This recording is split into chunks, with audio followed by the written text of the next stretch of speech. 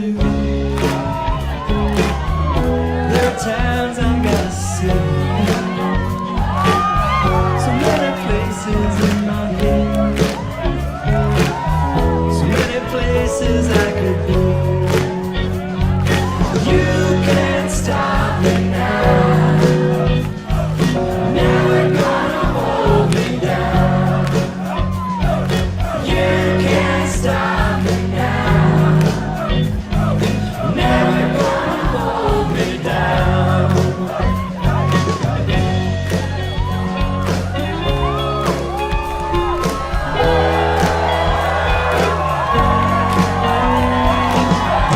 When you tell me that you're gone,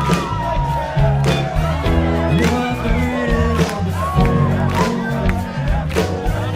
From the memories in your head, you see me running for your door. You can't stop me now. Never gonna hold me down.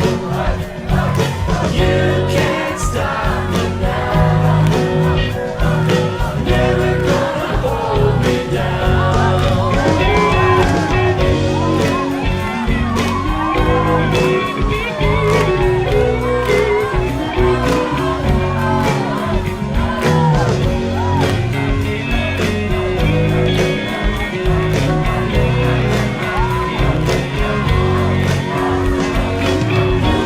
Can't stop me now. Never gonna hold me down. You can't stop me now. Never gonna hold me down.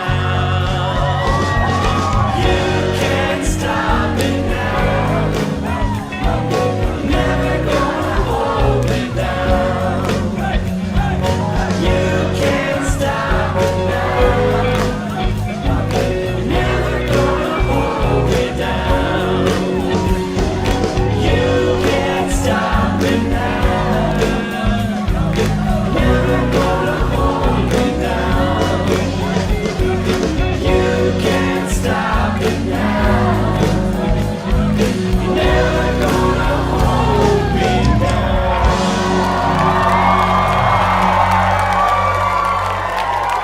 Thank you. Thank you so much. Thank you. You sang that song so well.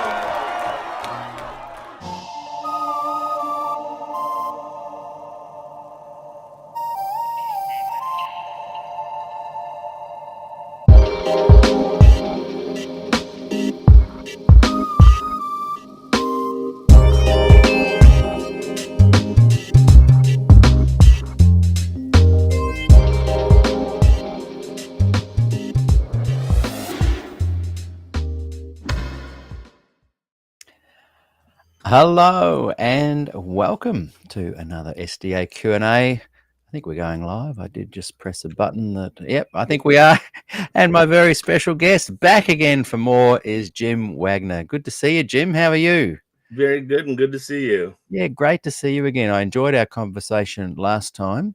And for those who don't know you, I often say that you are ground zero for goldmine of everything to do with that era of time that involved so many things within the church to do with plagiarism.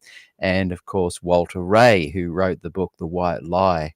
You were his friend, and you were there during the whole White Lie plagiarism issue, but also during the Pirates of Privilege, where you went from friend to literary assistant advisor to actual lawyer during that time when he was being sued, was he? Or Actually, I was a literary assistant before I was his attorney.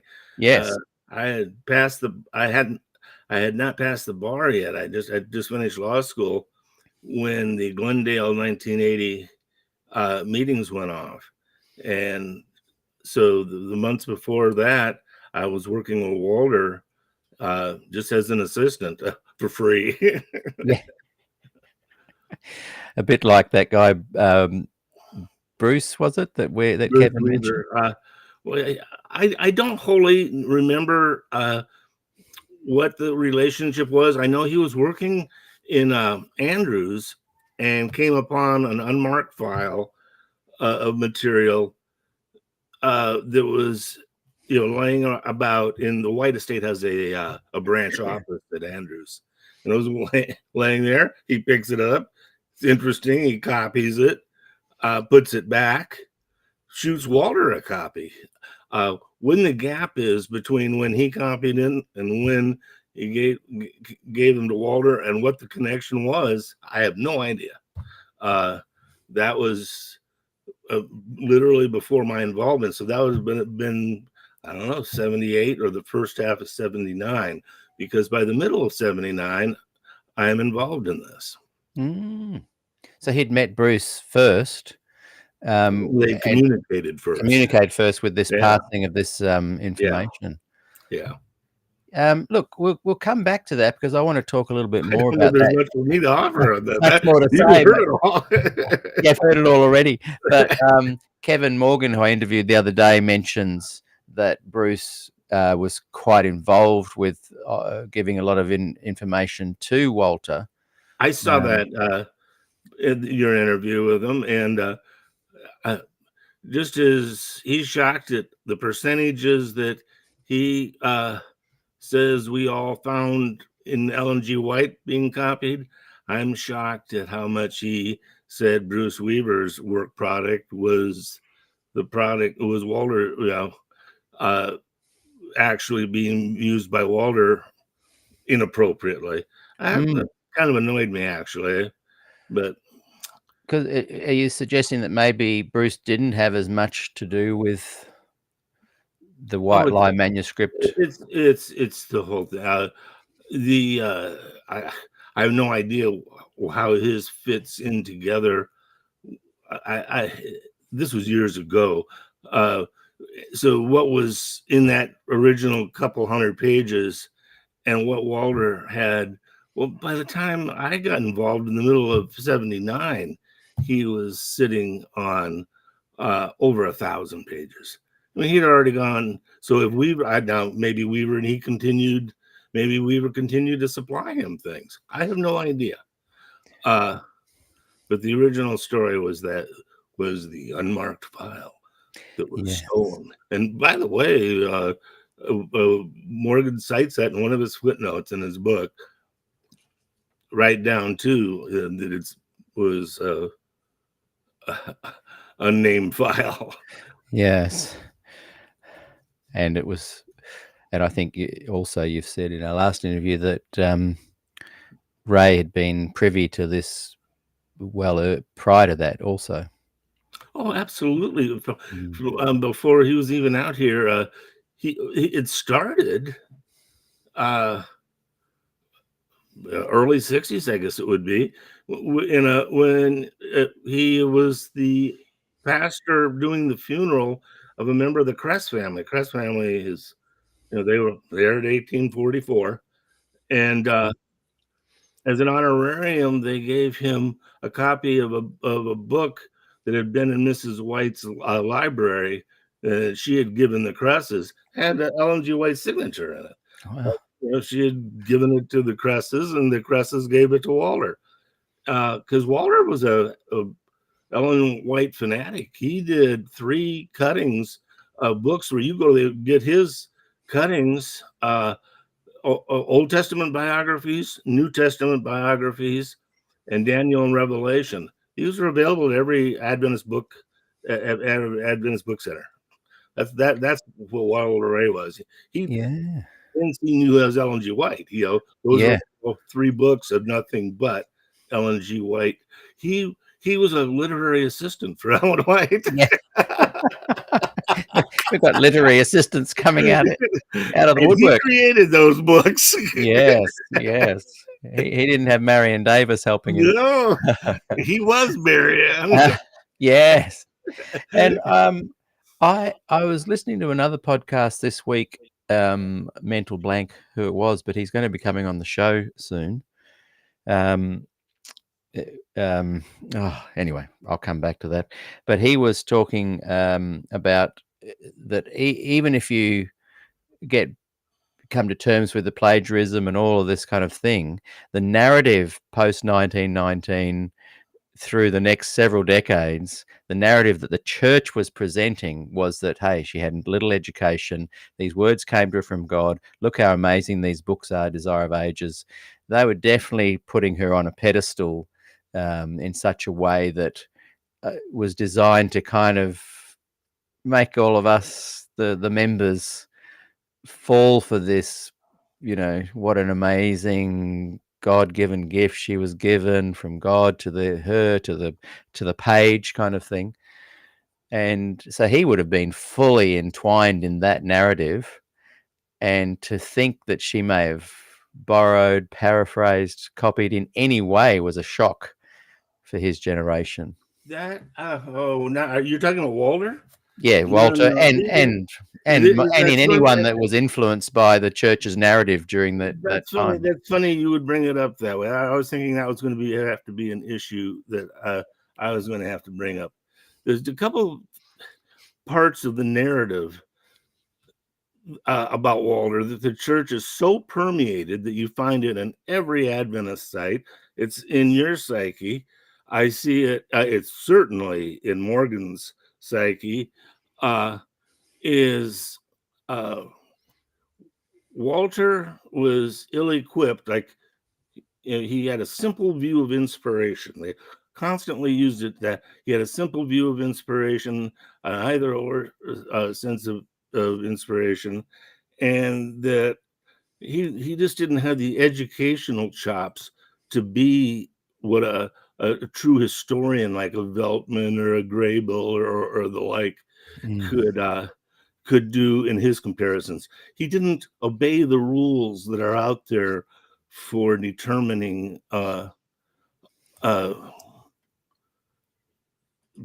making literary comparisons. Yeah. Well, first of all, Walter had two masters, one in history, one in speech. Two masters.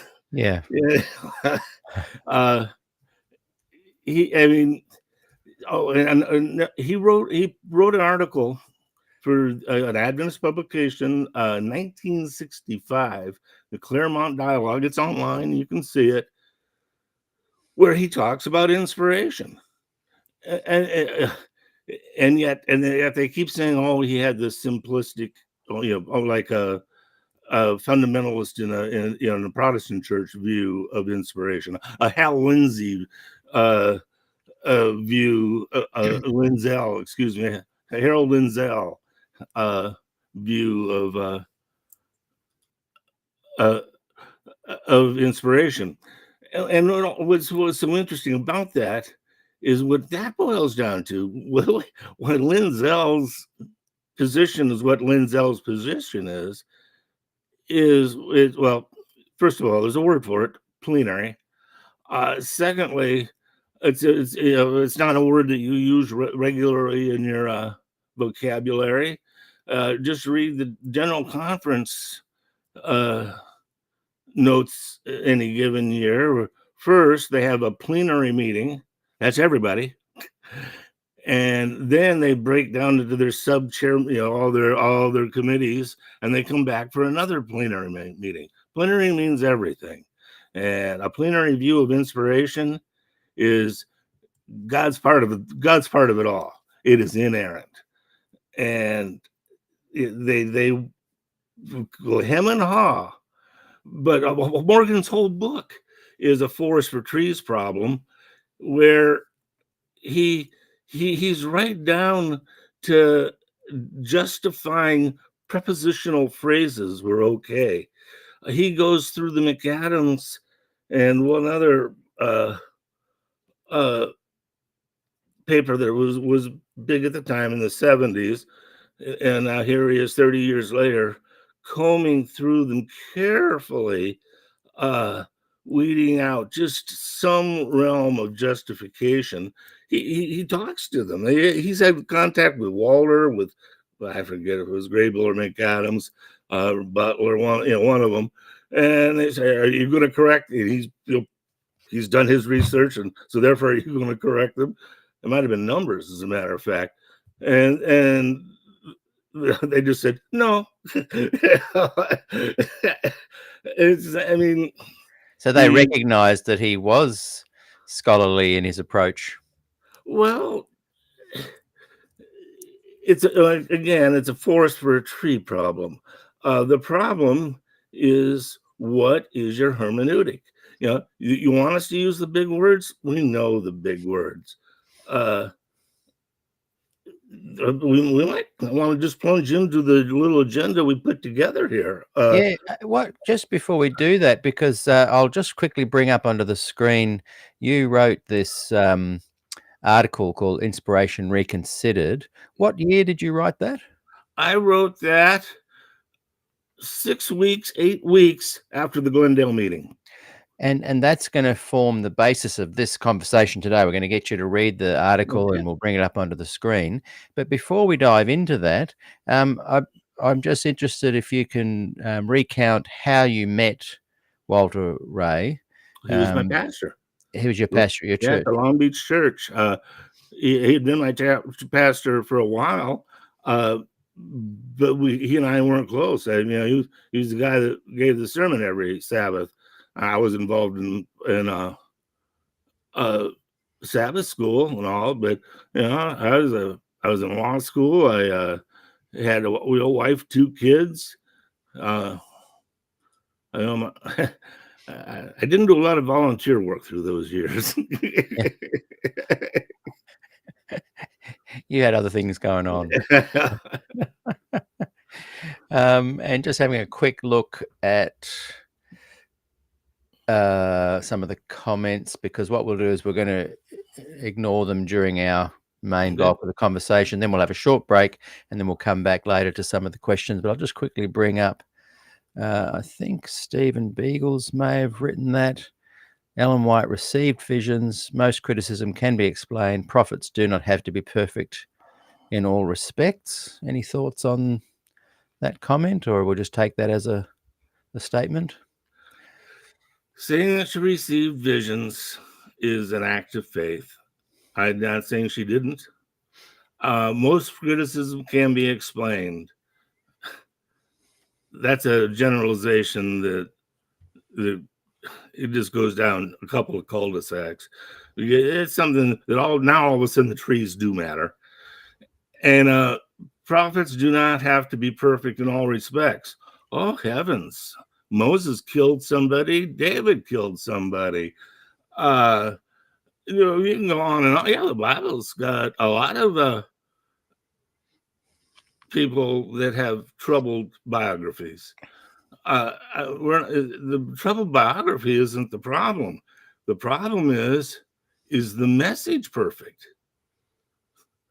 Revelation's a specific claim. Revelation is, you know, take my word for it, this is what God's telling you. That's the role that she assumed. And yeah, you read them, well, you know why they're so sure, so want to make sure that you understand that most criticisms can be explained? Because it matters to them. It matters that, well, gee, she's not as perfect as she might have at first, you know, unthoughtfully looked like. Yeah, let's do a quick recap. This all started because Walter Rea, like Martin Luther, attached his thesis to the chapel door. What did he do? He asked Neil Wilson for a hearing, and Neil Wilson gave it to him. That's what the Glendale meeting is. Neil Wilson created a 2-page letter that was the charge to 18 people that were pretty handily. It was supposed to be a hanging jury. Now let's solve this Walter Rea problem right now.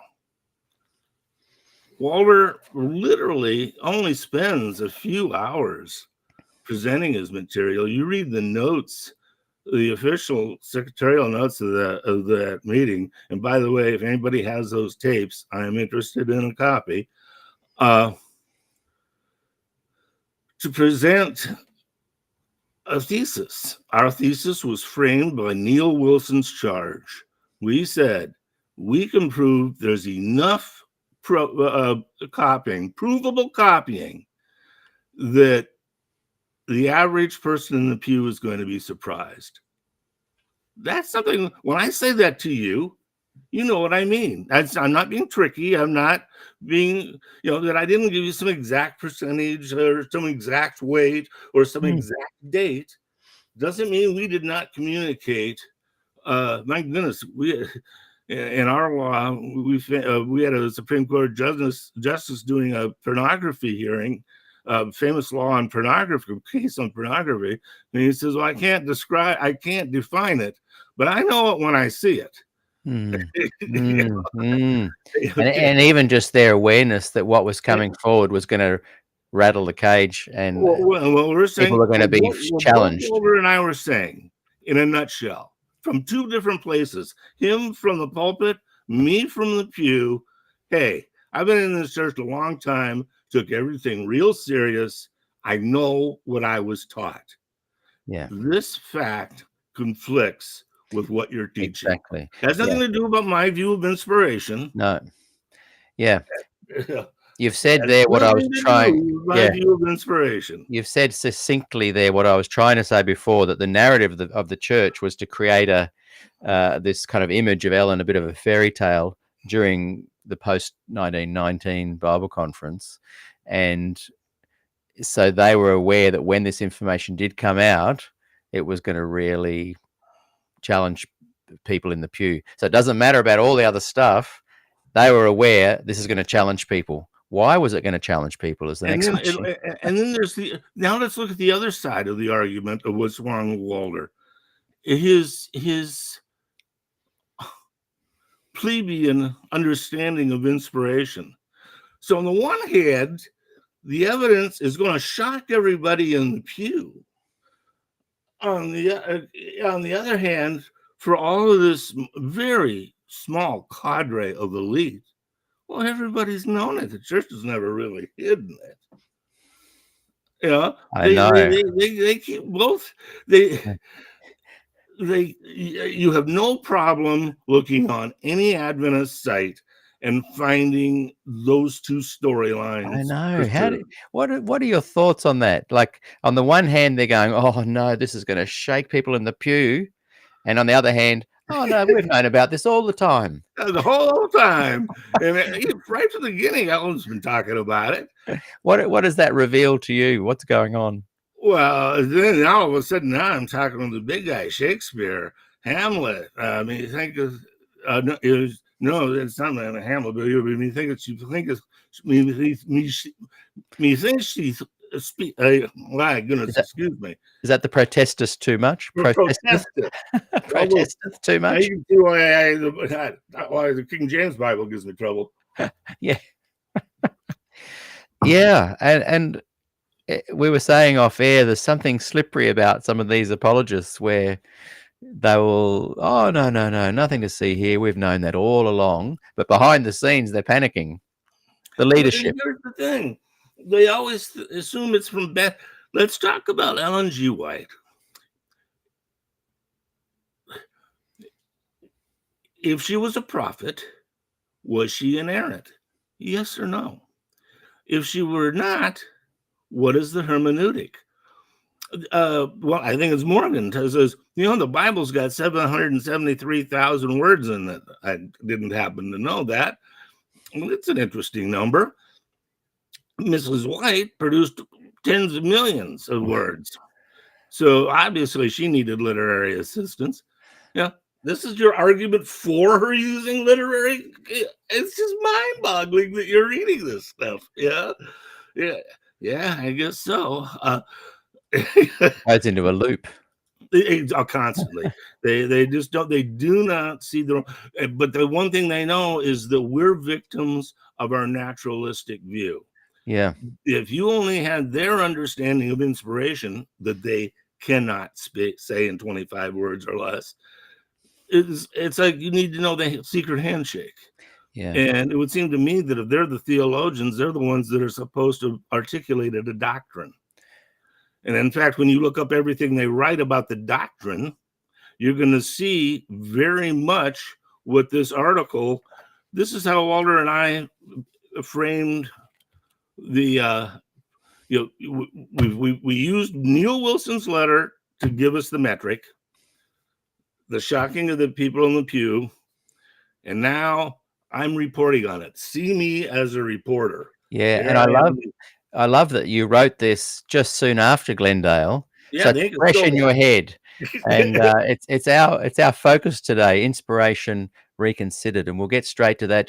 I'll just bring up two quick things. We've got Motor Sapien. How are you going there, Motor Sapien? Tuning in. Hello again, Peter and Jim.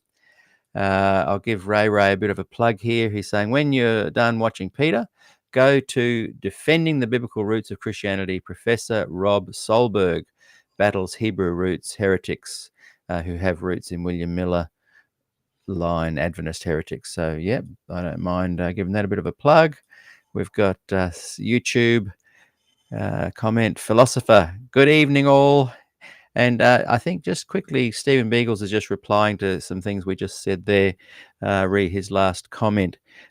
New Testament prophets do not have to be perfect. They have to be sufficient for the job. And that's all Ellen has to do. Nobody's saying Ellen is insufficient. We're saying Ellen, what we know of Ellen conflicts with the representations that we've been taught. All we're saying is, I know what the hell I've been taught. Yes, that is a very good point. Yeah, don't tell me how stupid I am. Tell me that I wasn't taught this. Yes, that's true. It's what we were taught. So even saying, hey, we knew this all along, well, you guys might have, but we weren't taught that. Yeah. The narrative you gave to those of us in the pew. Did you have to go behind the gym? Did you go to a secret lane in the library? Yeah.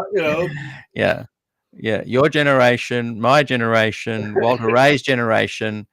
Yeah. That is not what we were taught. And, exactly.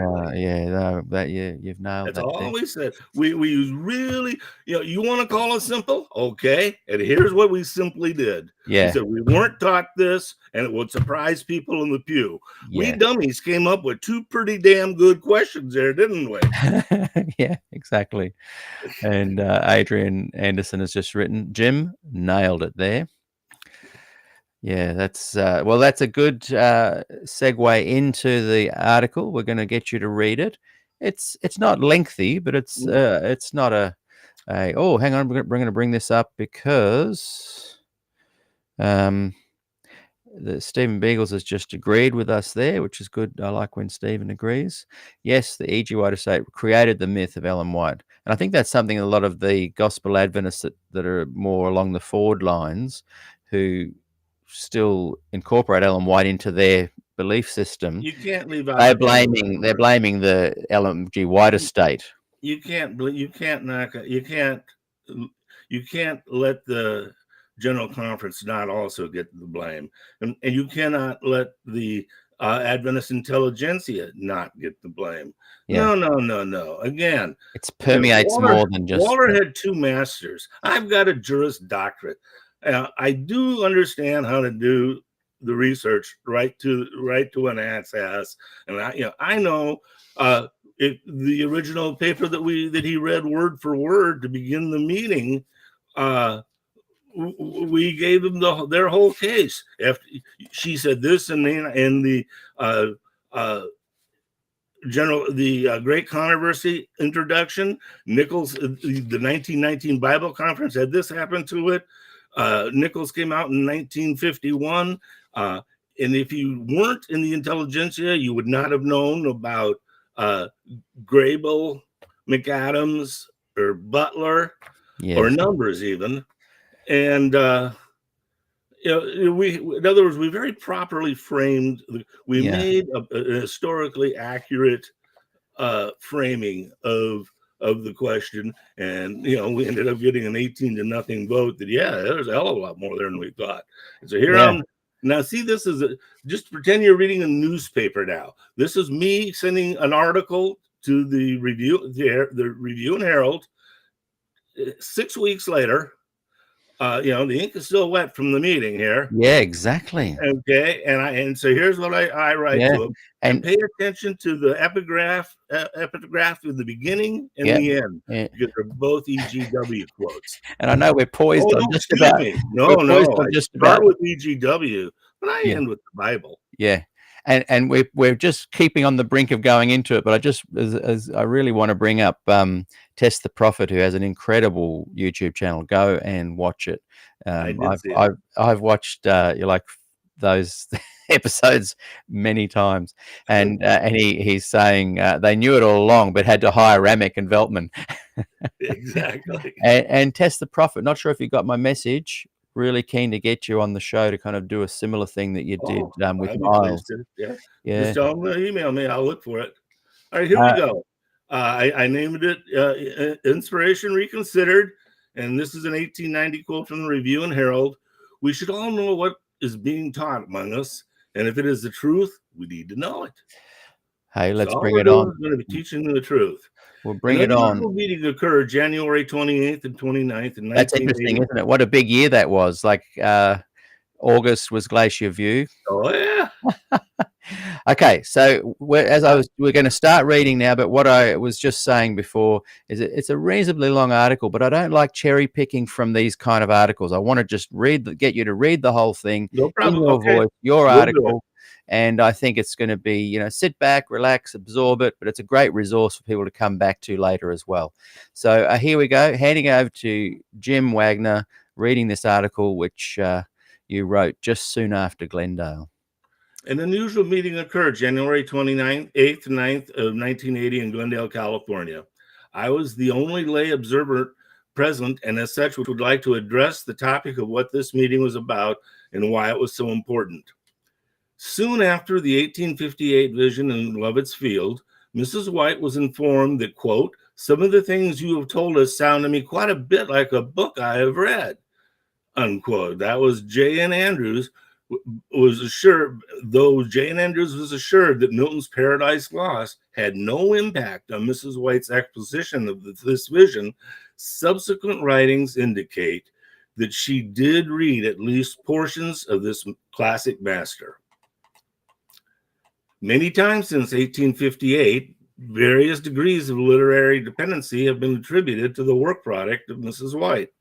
Our traditional understanding has been that the borrowed part was both small in amount and secondary in significance. Quote, thus, if the little that she borrowed were deleted, it would scarcely affect the total of the writings.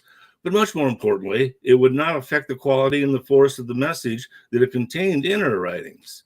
Thus, many people's first response upon hearing about research on Mrs. White's borrowing is that they already knew about it and that any evidence of borrowing only belabored common knowledge. The thesis put forth at the Glendale meeting were that the quantity of borrowing was so great that the total work product of Mrs. White would be greatly reduced if the borrowing were deleted. Therefore, the church should determine what effect this fact has on the quality and force of Mrs. White's writings. Elder Rea, pastor of the Long Beach Seventh-day Adventist Church, was given the opportunity to present his research on Mrs. White's borrowing to a select committee of 18 top Adventist scholars personally appointed by President Neil Wilson. Elder Rea's presentation lasted a day and a half and involved several hundred pages of exhibits. The unanimous conclusion of this committee included, quote, that we recognize that Ellen White in her writing used various sources more extensively than we had previously believed. Quote, that immediate study be given to a plan for educating the church in easily grasped steps on the subject of inspiration and Mrs. White's use of sources.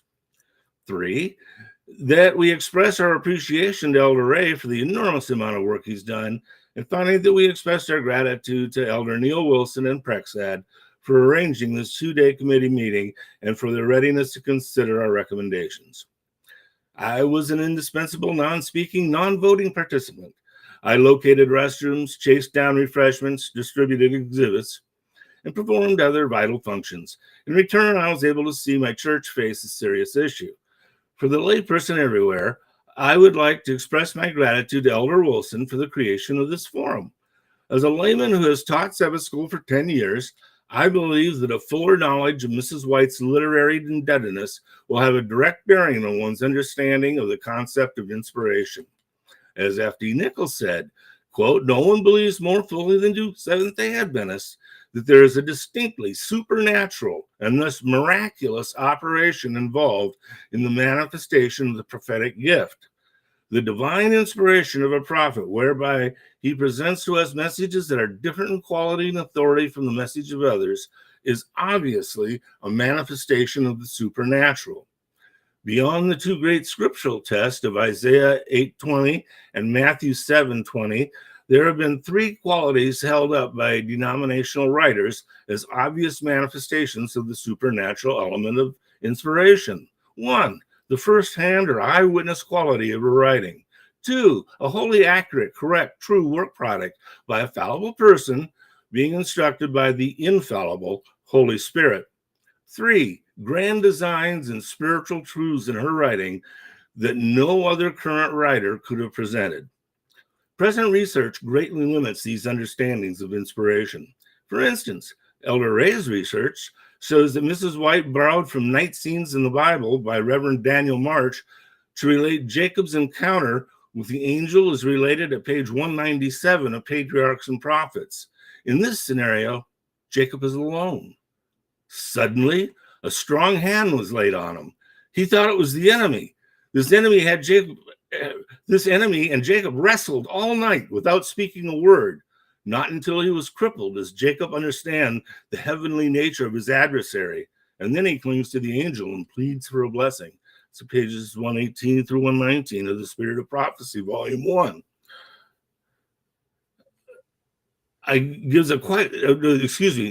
Spirit of Prophecy gives quite another different, quote unquote, first-hand account. In this scenario, the angel stands before Jacob and presents to Jacob his wrongs. Jacob lays hold of the angel. Rather than silently fending against the enemy, Jacob pleads all night for a blessing, and the angel is indifferent. There are three distinct differences in these two scenarios. One, Jacob's perception of his adversary as an enemy or as an angel. That's a big one. Two, who initially grabs whom? Three, whether they wrestled in silence or not. Both quote-unquote descriptions have a ring of the authenticity that could be given only by an eyewitness, but their mutual exclusiveness prevents us from agreeing with Arthur White when he says frequent descriptions of events on almost every page leave the reader with the inescapable conviction that she witnessed the scenes in vision. Spiritual Gifts, Volume 3, parallels the Spirit of Prophecy version, and no evidence of literary indebtedness has been found for this version. This does not prove that one version is inspired and one is not. Elder Rea has analyzed 20 books known to have been in Mrs. White's library and found borrowing from every one of them. Mrs. White had several hundred volumes.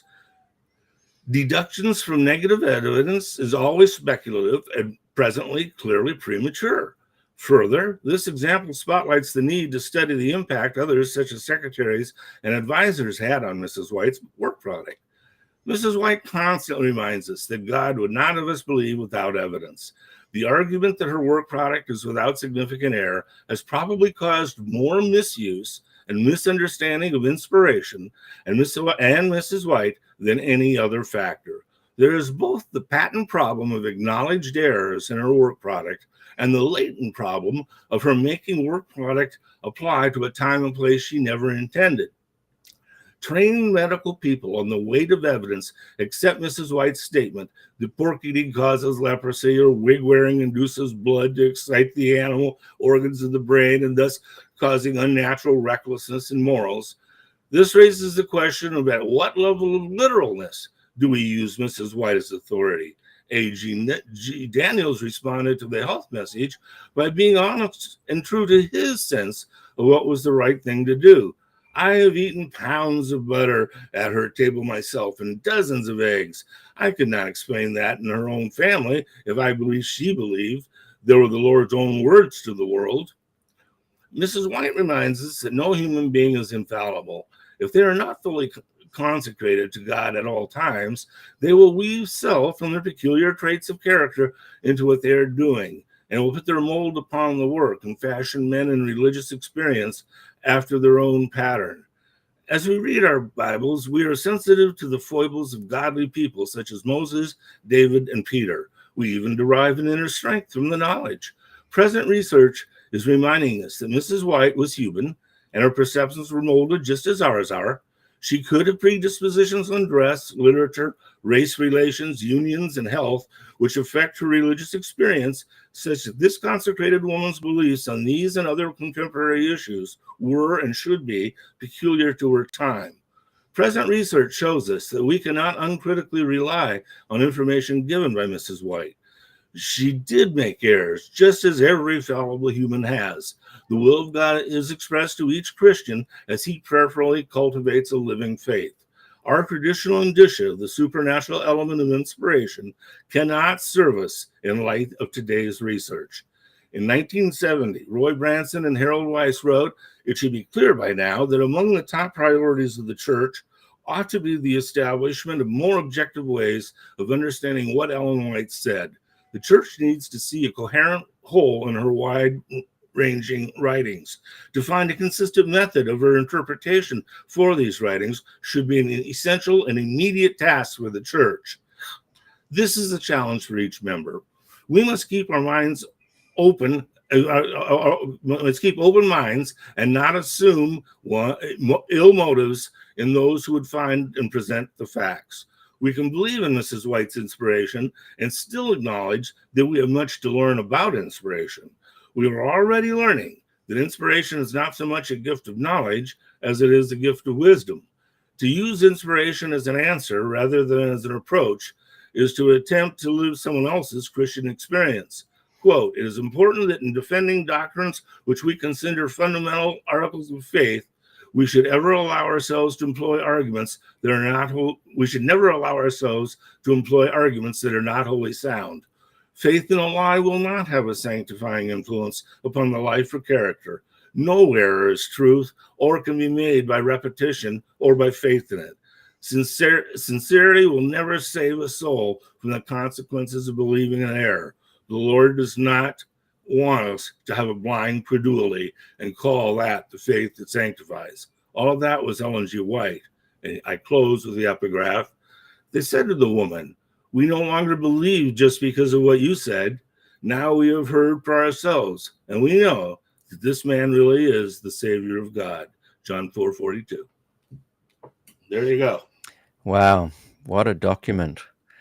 I wish there was a special button I could have a little explosions coming around certain little phrases you said, and what you said earlier too, that, you know, we were sold this lie. We believed it. It was intentionally sold to us. So now get a kick out of this. Those are the footnotes. You'll see they're all the standard stuff right from the ABC. Here's the letter I sent to the review, enclosed as a manuscript entitled Inspiration Reconsidered, which represents both the factual account of the results of the meeting of the committee of the committee and this layman's understanding of the issues. As the committee had recommended that information about the research now available, really pay attention to this paragraph. As the committee had recommended that information about the research now available be brought to the membership at large before April 1st. They were saying in 90 days, what those 18 people said was, man, we ought to have something in front of the people in 90 days. Wow. You can hell will freeze over before you find anything substantive that got said in that 90-day period after that. Yeah, 30 years later. Okay, and here's the rejection letter. 40 years. Here's the rejection letter. Dear Brother Wagner, thank you for your manuscript entitled Inspiration Reconsidered. It's well written and sets forth in a helpful way a number of facts involved in the current scene regarding inspiration. I'm returning the article, not because it fails to meet our literary standards, because it'll be out of date by the time we're able to use it.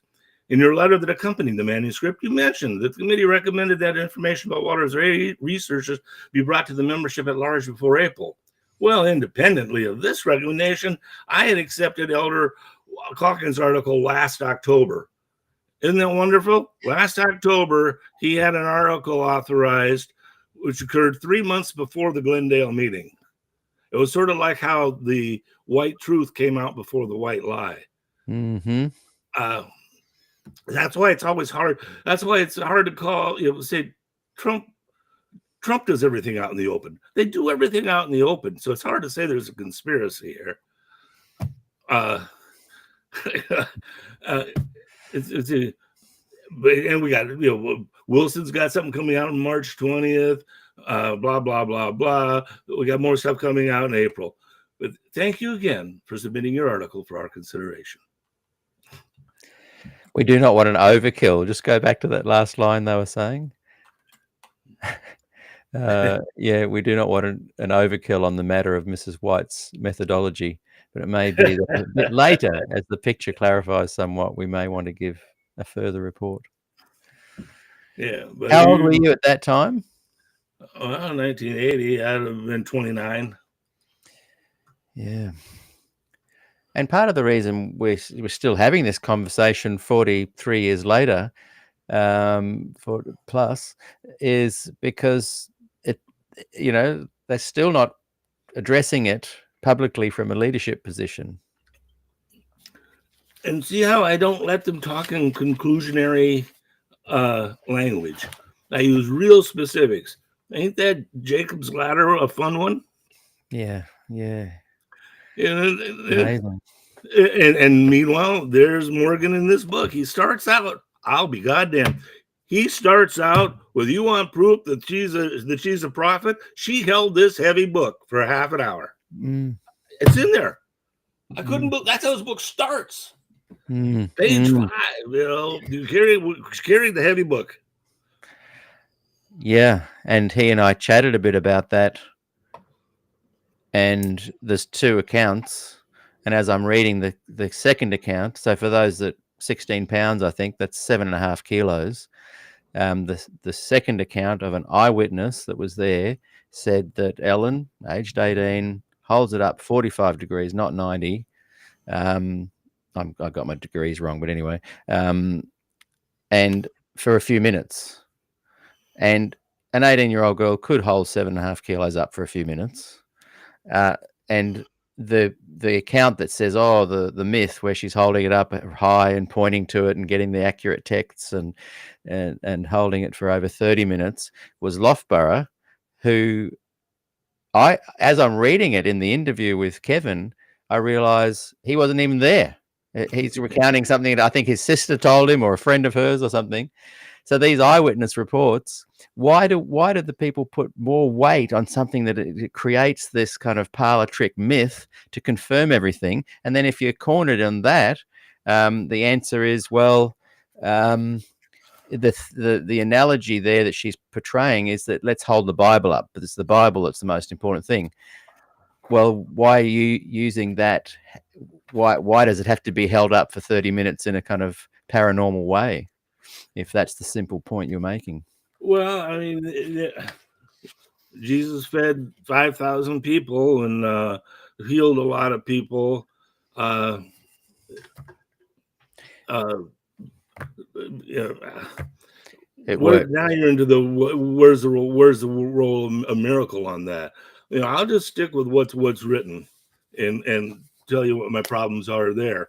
That's why I'm blown away that that's what he would start with, because it takes it always says that, well, the big problem is that they have an a priori view of naturalism.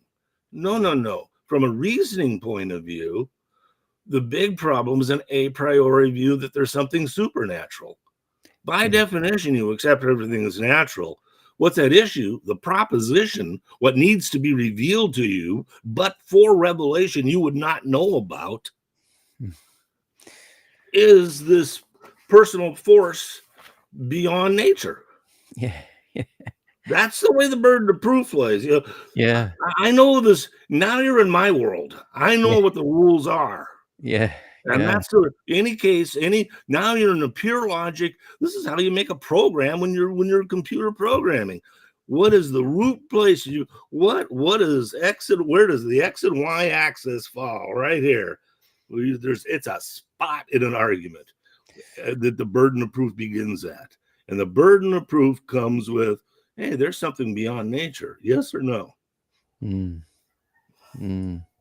And it's the burden of proof is on the person making the claim. Exactly. Well, And then on that sophisticated, here's one. I happened to something that had absolutely nothing to do with Adventism. I'm not even sure. I picked up a book, a magazine. Let's see if I can find it. Someplace that. My goodness, I'm sorry, I'm not finding it. That's a shame because it would be worth sharing. yeah, I'll see if I bump into it if later. you can find it. The essence of it is it was talking. One of the first great church fathers is a guy named Origen. He was in the 3rd century BC. He wrote, 3rd century Common Era. He wrote like 2,000 different things on hermeneutics. You name it, he wrote about it. He gets a bit less of press now because he had some anti-Trinity views before. They didn't come up with the Trinity doctrine until the 4th and 5th generation, and this poor guy didn't have enough prophecy knowledge to know that he'd be knocked off the Great Respect list for his non-Trinitarian views. And he says his view is there's multiple types of inspiration, and the literal is about the least important. Well, doggone it, anybody that uses their head knows that Exodus is not. Now this is 200, 250 AD, okay? It is saying anybody that reads Exodus knows that what that's really about is our leaving from one place to another. That it's an allegory. Everything is an allegory. And his argument is that's where the level of truth is, because the history becomes irrelevant after a point in time. Exactly. Boy, this guy's saying 220. That's pretty sophisticated. That's and very sophisticated and so true. And it's why a lot of teachings and ideas and ideologies persist if they are told within an allegory. And I think when you look at a lot of the parables that Jesus tells, they've survived because of those allegories, but often people miss the message by not looking into what does that also mean. For example, feeding of the 5,000 you mentioned earlier. Okay, you can take the miracle path, but you can also go, but it also means, hey, if you've got extra food and fish and the person next to you doesn't, why not share it with them? And if enough of you got here, we share there's it. a wobbly space between you and I, because you're still a believer and I'm a non-believer. So I mean that's a fundamental difference. Well, I make no claims. I'm interested in. I'm sorry. I thought I think that I see myself as a street. What do we call it? A street epistemologist, where I enjoy listening to the claims others make, and ask what they believe, why they believe it, and can they defend it. So when I talk to people in interviews, I have opinions, I have my own beliefs, but I'm not making claims within the show. And I think that clears up the conversation. So you're not having to go through me to find out what I believe to therefore color the filter of what we're talking about. I appreciate it, but I mean, you're still a filter. You're a filter, but you're just you try to remove as much of the salt as you could, or by definition, there's always going to be these gaps in communication. So I think the last time you and I talked, I broke them up into something like there's the group like that guy that had written. He's a theologian that wrote he's still very much a believer. He's a Walla Walla professor, and I liked Thompson, and I thought he had an interesting, useful. I put that word out there. If you guys are looking for an argument that appeals to me as a non-believer, that boy, you're starting to hit all of it. And to give you how tough I can be, when I was on your side of the bench, the Christian side, I mean, I was into my late 20s in the law school and still defending a 6,000-year-old earth. So, you know, I understand the concept of starting from, it took me 7 or 8 years to get over that, because I knew absolutely everything that was wrong with the theories of evolution. And it took me a long time to kind of work out, but they're still right. yeah, exactly. And that's why I try and remove myself from that. And even in my own inner self, I make no claims, because my dad taught me something very young. He said, Pete, the more you know, the more you don't know. And I feel trying to make any kind of belief claim is like, what kind of pious moral higher ground have I got making that claim? And it's interesting when I look at Adventism, and I look, say, for example, at the Gospel Adventists, the Fordites, and I look at the conservative traditional Adventist, I can see when I can see the Gospel Adventist, I can go, that's a good model that works for you if that's your belief system. And so I kind of like to promote that, but it doesn't mean that I would join it. I look at the traditional Adventists and I go, hey, you guys really have the birthright to the traditional Adventist claim and a lot of what Ellen White says. And I can go, that works for you. If that's your belief claim. And so I kind of try and support that. But I'm not making a claim myself. You do have a belief system. Everybody has a belief system. Yeah, we all have a belief system. Yeah. I mean, and it's just, that's just going to be, that's going to be a filter through which both of our messages go. But if you to me and me to you. But if you're agnostic or a non-believer, you don't really have a belief system. You're agnostic about that. You're like, show me. But it's you're like, show me, and if you make me claim, here's the irony. It has to not have a belief system has a consequence, and the consequence becomes the noun. It's what creates the border of meaning. That's just the way we're built. I mean, we have to have cause and effect. This happened. What does it mean? A difference.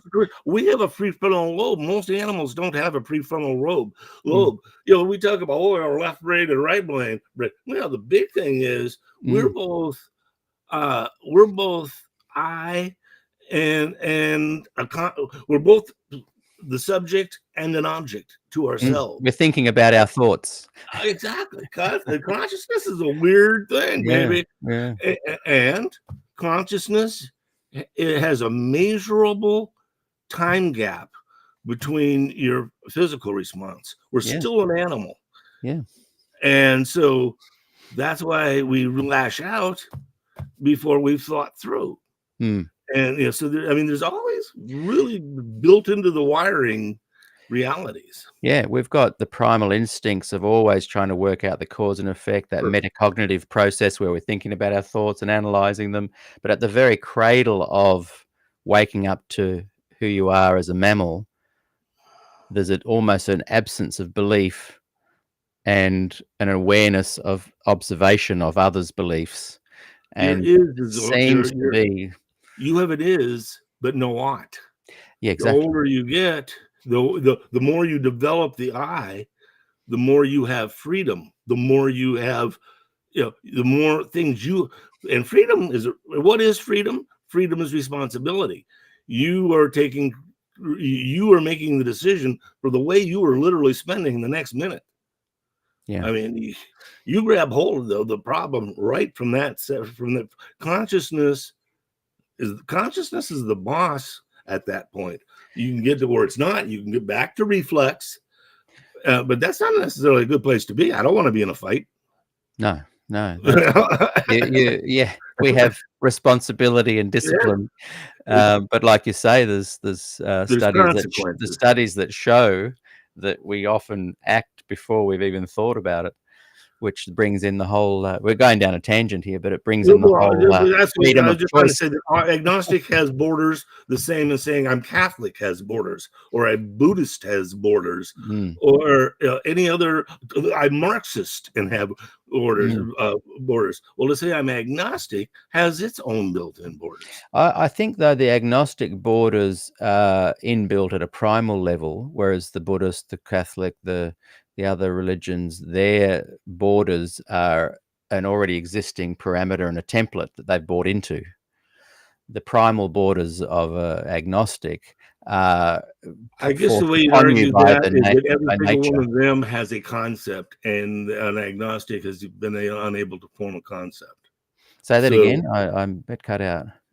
by definition, to be something Catholic, Marxist, Protestant, Buddhist, to be able to say that is to say that you've committed to a concept, Yes, and an agnostic is pre-concept. He just exactly. can't find a concept to hook Yeah, into.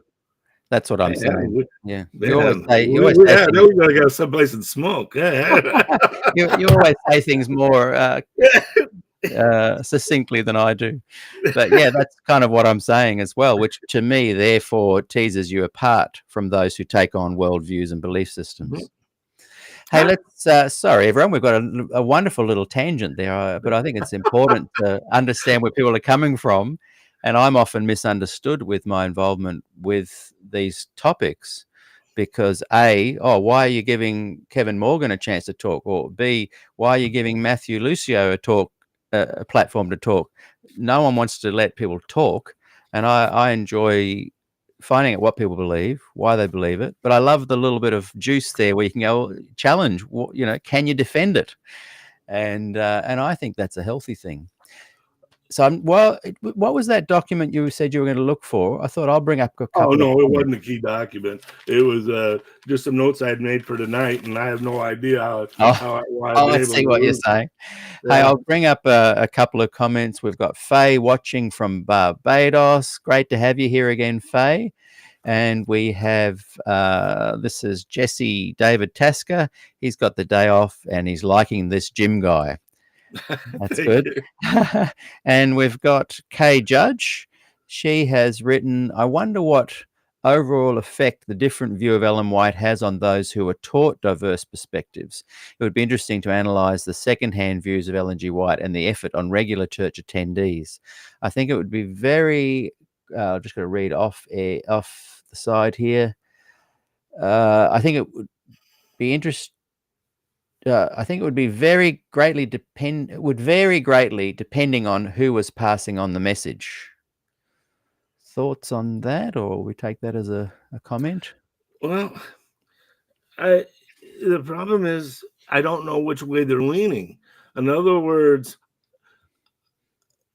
I had two things happen, wonderful things happen to me when I got kicked out of Adventist schools for want of money.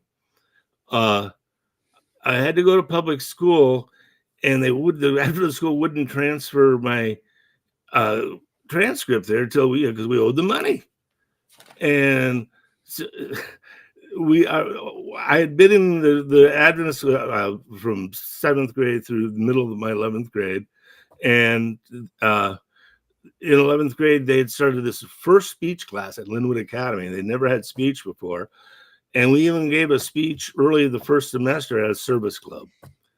So I'm at the public school. I tell them what courses I'm in. They say, no, you're coming in as a junior. And they sent me to a bunch of classes, math and English, and that I literally had the same textbook the year before.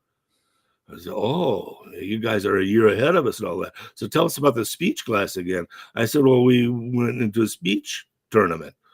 She puts me on the speech team. I have never even taken speech one. My entire speech career was about 8 weeks at a semester at Linwood.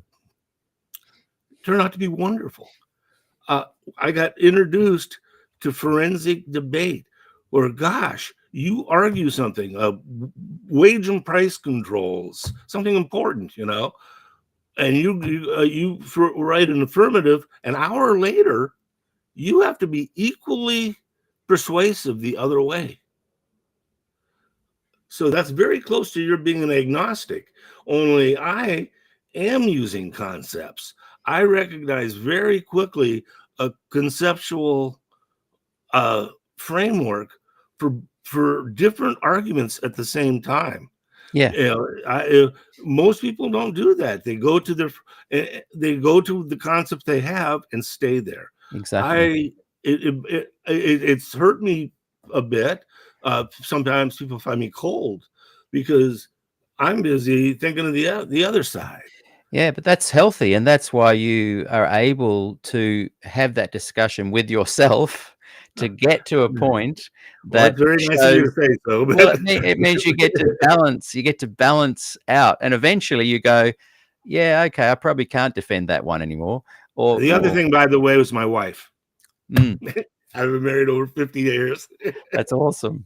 That's awesome.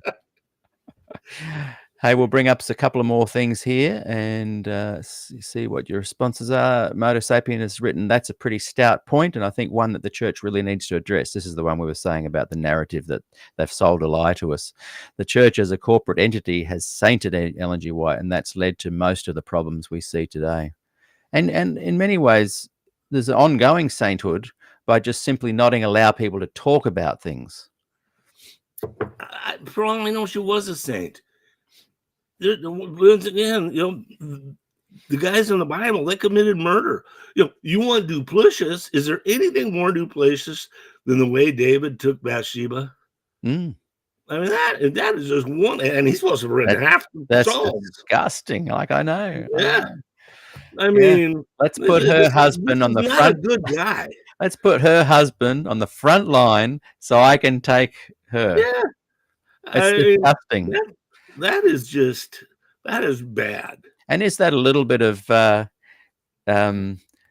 winners write the history? he somehow sanctifies it and justifies it. And he is the most loved of God, says one of his scribes. The Messiah is going to come from him. He's in the lineage of the Messiah. Yeah, yes. But I'm saying, says one of his scribes, or so we've got Joey saying hello from London. My goodness. Ray is says his family's from London, but he is watching from. He's in Mexico at the moment. My goodness. So we get people from all over the world watching. Ray's put, I'm in a bar in Mexico, no audio. They knew what they knew something all along in Hyde Veltman. Yeah. Let's come down to some here. Oh, good boy. This is a good. What do you call it? Good for your resume. Test the Prophet is good. I agree. Great letter. And I tell you what, that letter could have disappeared. I'm so glad that we've had you on to read that. That's a great resource. I'd encourage people to go back and check on. Now, Rose Power. I just want to check. The key is that I did put in that story about Jacob's ladder. Yeah. In other words, that's not a generalization. This conflicts with that. It just simply does. Yeah. Can you just summarize that? Because there's so many things in that letter that I'd love to just tease apart. Can you just summarize again for us? Believe it or not, it's better that I go back to it. Just read for us again that part about Jacob's ladder, because I think that was one of those moments that needed to have a little splash above it. Tell me when you found it, and I'll bring it on the screen. Okay. And while you're doing that, I'm just going to bring up Rose Power has written, sadly, many church members give Ellen G. White a sainthood, godlike status. Her words are quoted more often than the Bible. Ellen G. White would be horrified this has happened. And I think that's what we're identifying this morning, Rose, is that we've kind of been sold a lie. And of course we were upset when we discovered these things. She adds, I got it. Cool. And she adds, when will the church back off and give her the appropriate respect she has deserved as another human being with all the evidence that is now available? That's a good question. Is it likely to happen? I mean, they're deifying her. I mean, thank goodness they added. When I joined the church, they had 27 fundamental beliefs. Now they got 28. They added that one in 1980, the very year that Walter got hurt. 3 months later in Dallas, they passed one that very specifically said, "We believe in the spirit of prophecy," black and white. You know, you don't sign up for that when you become a Catholic or a Presbyterian. No. Yeah. There's also, well, we'll talk about what the benefits are of them doing that later. Okay, brought it back onto the screen. And then I've got a great question that Tess the Prophet has asked you. Did present research greatly limits understanding the understandings? For instance, Elder Rea's research shows that Mrs. White borrowed from night scenes in the Bible by Daniel March to relate Jacob's encounter with the angel as related at page 397, 197 of Patriarchs and Prophet. In the scenario, Jacob is alone. Suddenly, a strong hand was laid on him. He thought it was an enemy. This enemy and Jacob wrestled all night without speaking a word. Not until he is crippled does Jacob understand the heavenly nature of his adversary, and then he clings to the angel and he pleads for a blessing. Pages 118 and 119 of Spirit of Prophecy, Volume 1, gives a quite different first-hand account. In this scenario, the angel stands before Jacob and presents to Jacob his wrongs. Jacob lays hold of the angel. Rather than silently fending against the enemy, Jacob pleads all night for a blessing, and the angel is indifferent. There are 3 distinct differences in this scenario. Jacob's perception of his adversary as an enemy or an angel. Who initially grabs whom? Whether they wrestled in silence or not. And now I'm directly taking a quote from Arthur White, on the way he justifies Ellen White's inspiration.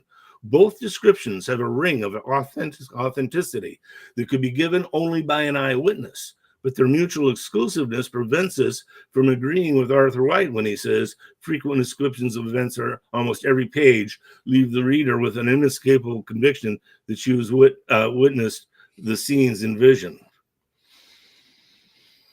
Yeah. So that's enough of that. In other words, I was just really right smack dab. Don't give me these generalizations about, well, they're just borrowed. No, here's something that just is in direct conflict. Yeah, and a lot of people say, well, look, if she's commenting on a scriptural passage, then of course there'll be similarities. But what we're noticing here is she's commenting on a scriptural passage and totally reinterpreting it and claiming to be an eyewitness there. And she's claiming that as well, isn't she? It's not just other people claiming that she's claiming. That's yet another area where Morgan is just so disingenuous about. From get-go, I mean, from 1858, from that first vision, she denied any other influence. Every time it comes up, she gives a specific denial. So Morgan's defense is, well, each one is a specific incident. Yeah. My goodness. That's why we pointed out in our charge off of the guy in the pew has been given FD nickels. That's the end of the discussion. That's the way they said. They just gave away within the last couple of years 40 million copies of The Great Controversy. Yeah. Wow. Yeah. Ellen G. White's an important economic resource for them. Yeah. And they're asking why. And I'm not putting them down for that. In other words, that's their job. But they're busy saying, gee, the historical critical guy is looking at it through naturalistic glasses. Well, I'll tell you, a real naturalistic glass they're looking through is their damn paychecks come from that. When they say that we got to be real careful about how the word gets to the pew. Yeah. What they're saying is, man, they're worried about a run on the bank. Yeah. Yeah, you And may have that's noticed in previous seasons I was putting out a call to currently employed ordained pastors to come and defend, or to come and share their view on women's ordination that I know behind the scenes they were supportive of, but they knew that publicly they couldn't say it. And what has surprised me in recent times is we seem to be, or looking at the sanctuary and whatnot. I've also put out, can pastors come on and just share? If you're a currently ordained pastor, come and share your beliefs about the sanctuary, and they won't come on. And again, it's this I cannot put my job in jeopardy if I say something that makes it look like. my Uh, cousin was an associate pastor at the Sligo Church, which is right outside Tacoma Park, and it's the where the general conference is. It's an Adventist ghetto, like Loma Linda or yeah, Walla Walla or St. Helena Coonbong, and yeah, Avondale, I guess. yeah, Yeah, okay. She was at but all through the beginning of they're trying to get a woman, or she would have been part of the first batch too, and she spent 7 years there, and finally had to move on, became a pastor, Church of God, no, Church of Christ, which is a Sunday keeping thing. That was kind but she, by that time, she made her peace. Earlier, one of your people was asking about uh, how people from different backgrounds have that. She and I are an interesting twosome to compare and contrast. As I said last time, I'm technically a fourth generation Adventist, but because of divorces, what happened is from my birth to about the age of 11, I was a general Protestant. Well, actually, I started Catholic. My mother changed religions there she's in her 20s, working her life out, and and then we were, it was in Minnesota. We moved to California, where all the Adventists were. Like I said, I have sixth grade aunts who live next door to the sanitarium, and we call it the Aunt Hill. And Jan and I are both derivative of those six coming through it. We got ministers coming out of that group. You name it, we got it coming out of that group. Because I came from the outside in, we had Ellen G. White was not a burden to me. She was somebody I was learning about. Every year in school, I learned more about her.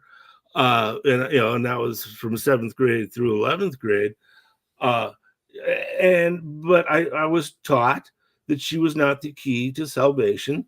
It was the Bible, and it was because of the Bible I became an Adventist. I'm 11. I mean, let's not make sound too brilliant, but it said seventh day, and that is Saturday. yeah, And it says second coming, and gee, that seems to be what that revelation is about. And so that sanctuary explains a lot of stuff. The state of the dead, that makes sense to me. They're dead. In other words, the 5 S's. What's that fifth one? Spirit of prophecy. Okay. Sure. She sounded pretty good to me. Jan was a lot closer to the hill.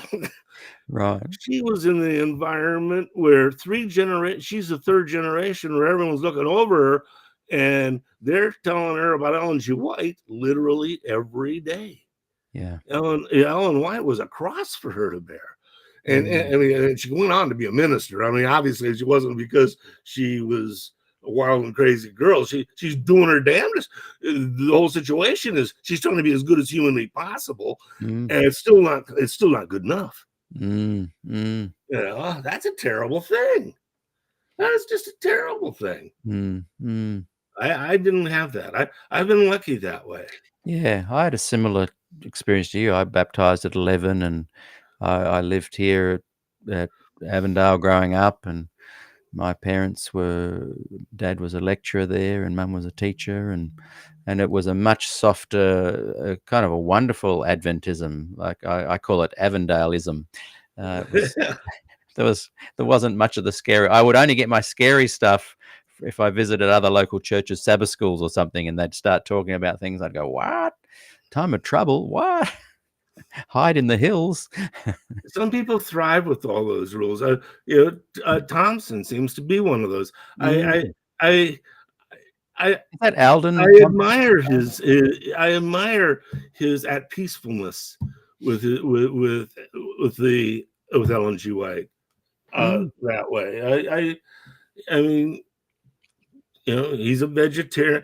It's kind of funny. I know I'm virtually guaranteed to have said this the first show, but when it was all said and done, and Walter and I stopped off at a pizza place, and I ordered a couple of beers. I said, "Well, Walter, how has this changed you?"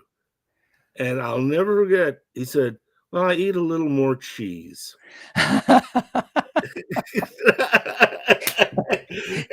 I He's love it. 58 years old. He's been following Ellen G. White for 40 years. He wasn't going to change.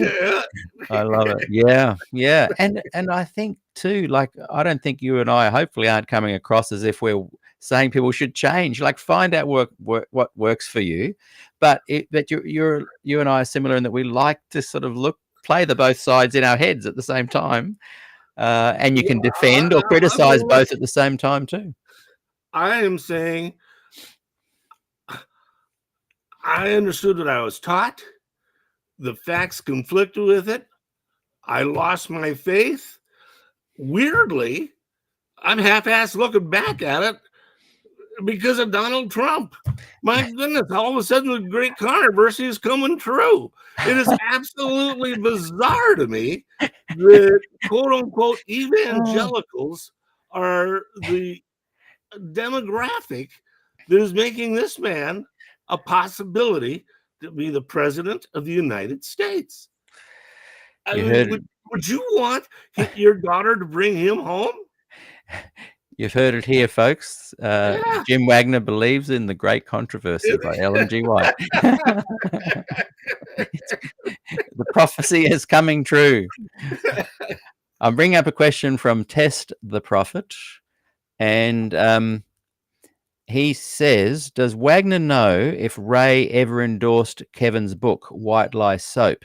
Kevin mentions Rea was advanced in years and that he was taken away for care after their correspondence, which makes me question.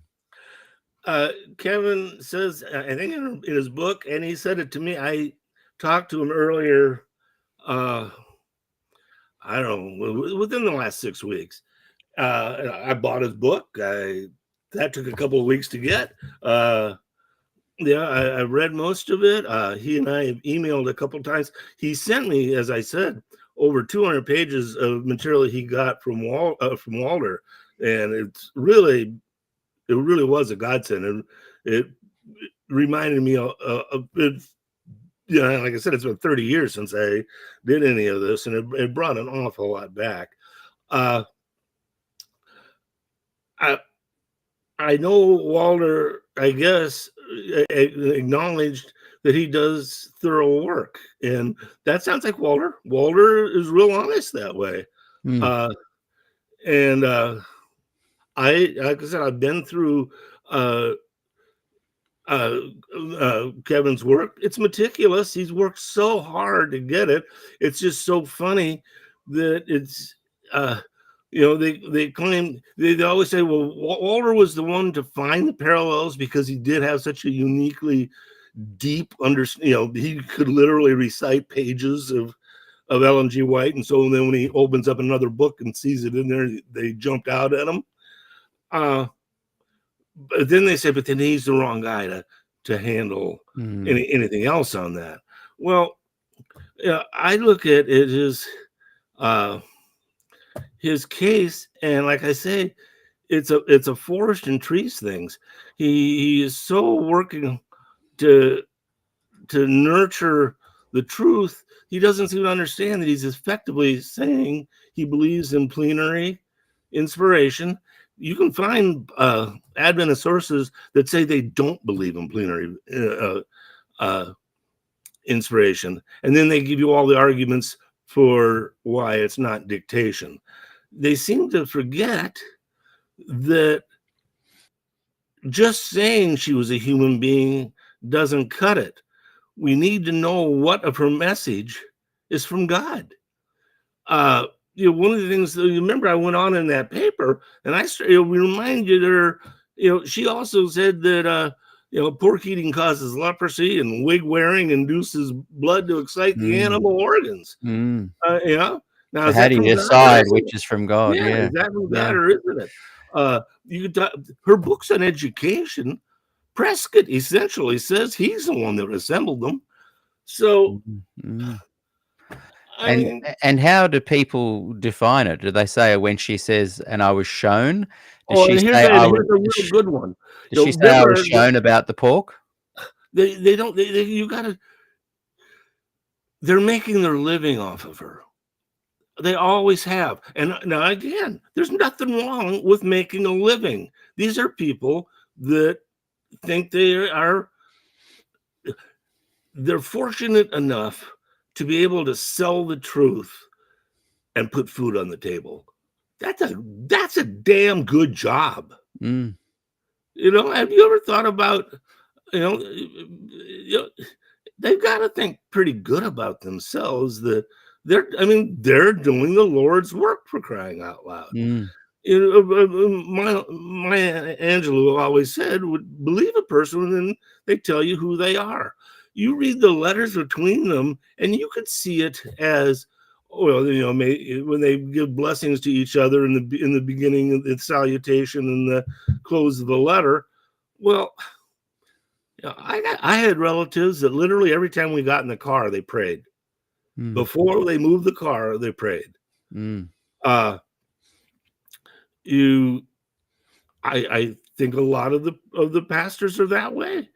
I thoroughly accept the goodness of their heart, and I thoroughly accept, my goodness, the story that's being told in the why they didn't impeach Trump the first time is, it wasn't just raw party line. It's that there were Republicans claiming that they were afraid to vote to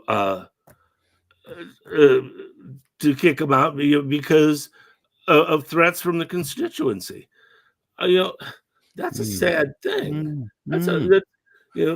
It's a serious thing to consider, isn't it? People that are trying to, they're busy keeping their job. Yeah. They're keeping they got an unusual job. Every couple of years, they have to go out and get a plebiscite. And a lot of them, it's a luck of the draw. What's the hot issue at any time, and they become they come up for election. Those are problems you and I don't have. Yeah. Yeah. And I've got no problem with pastors that are genuinely finding enough common ground and not saying stuff because they need to keep their job. Like, who am I to judge someone feeding their family of 4 and putting a roof over their heads? No judgment there. Just on that, and we chatted about Ramek in the last interview.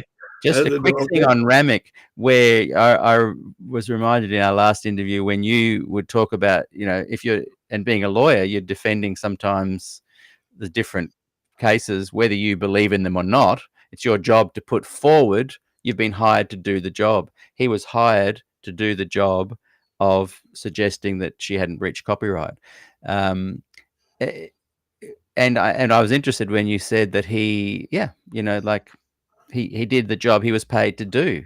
Like, as if it's not about attacking Ramek or attacking the church. That's what they did. They hired him to do that, and he did the job. Trump is now his election fraud thing has been before 60 some courts. He is being sued in 4 different courts, 3 of them criminally, and they involve 91 felony counts. And he is throwing the book at the system. He is making every conceivable motion. you can get a lawyer to make the argument. I mean, he's getting kicked out of court as fast as he's going, but that doesn't deny the fact you can get the lawyer to argue your case. Mm. I mean, that's what we're paid to do. People say, "Well, is his argument valid?" And yeah. I mean, yeah, you need a new lawyer if he's not making valid arguments. The question Exactly. is Yeah. are they sound? You know, It- you're it- only as good as your presumptions, Yeah. and you're making a presumption that there's a divine element Yeah. in your process. I'm That's not right. denying there is. I'm asking you to tell me what it is. Exactly. Yeah. I'm not arguing with you. You tell me what it is. You know what it is. You said you know what it is. You said you know what it is. You know, when that's what Yeah, they're exactly. saying when they're Yeah. saying, Yeah. "Oh, you have the wrong view of inspiration." Well, what are they saying? They're saying they have the correct one. Yeah, exactly. And it's ironic. It shows, though, the skill that Adventist leadership has at propaganda. They know by just advertising that, hey, we had a lawyer look at this, and he said that what she did was legal back in those days, and she didn't breach copyright. They know that by the people in the pews hearing the words lawyer, research, these are his findings. Oh, they'll go away, nothing to see here, which is Now what we're happened. into that funny area between a contract and a conspiracy. A conspiracy is actually a contract. You know, it just happens to be a sub part of it. But I mean, my goodness, theoretically, civilization is a giant contract. Mm. I mean, we call it the political contract. You know, when we drive in the, you know, you guys break the American contract. You guys drive on the wrong side of the street. Yeah. When I drive in England, I actually have no problem doing it, except when I pull into driveways. For some reason, I just instinctively still pick my side of the driveway. It's the weirdest damn thing.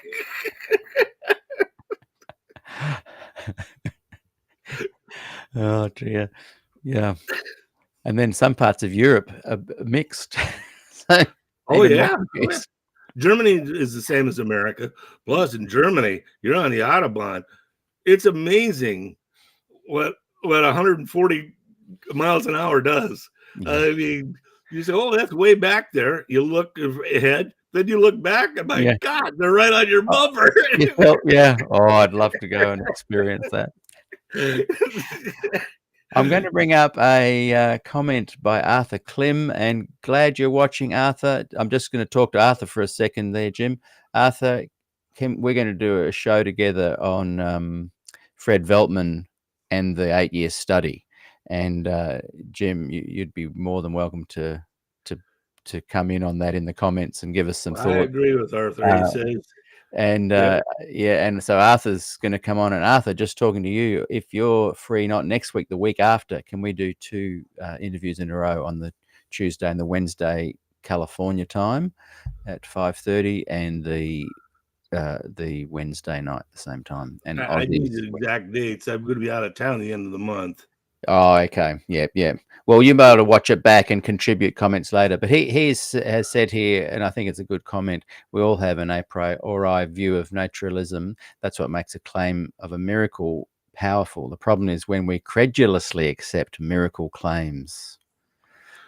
And I was kind of saying that to Kevin the other day. And by the way, if Kevin's watching, I really enjoyed our interview and our ability to discuss and disagree, but very civilly. And I enjoyed his company and I enjoyed the interview.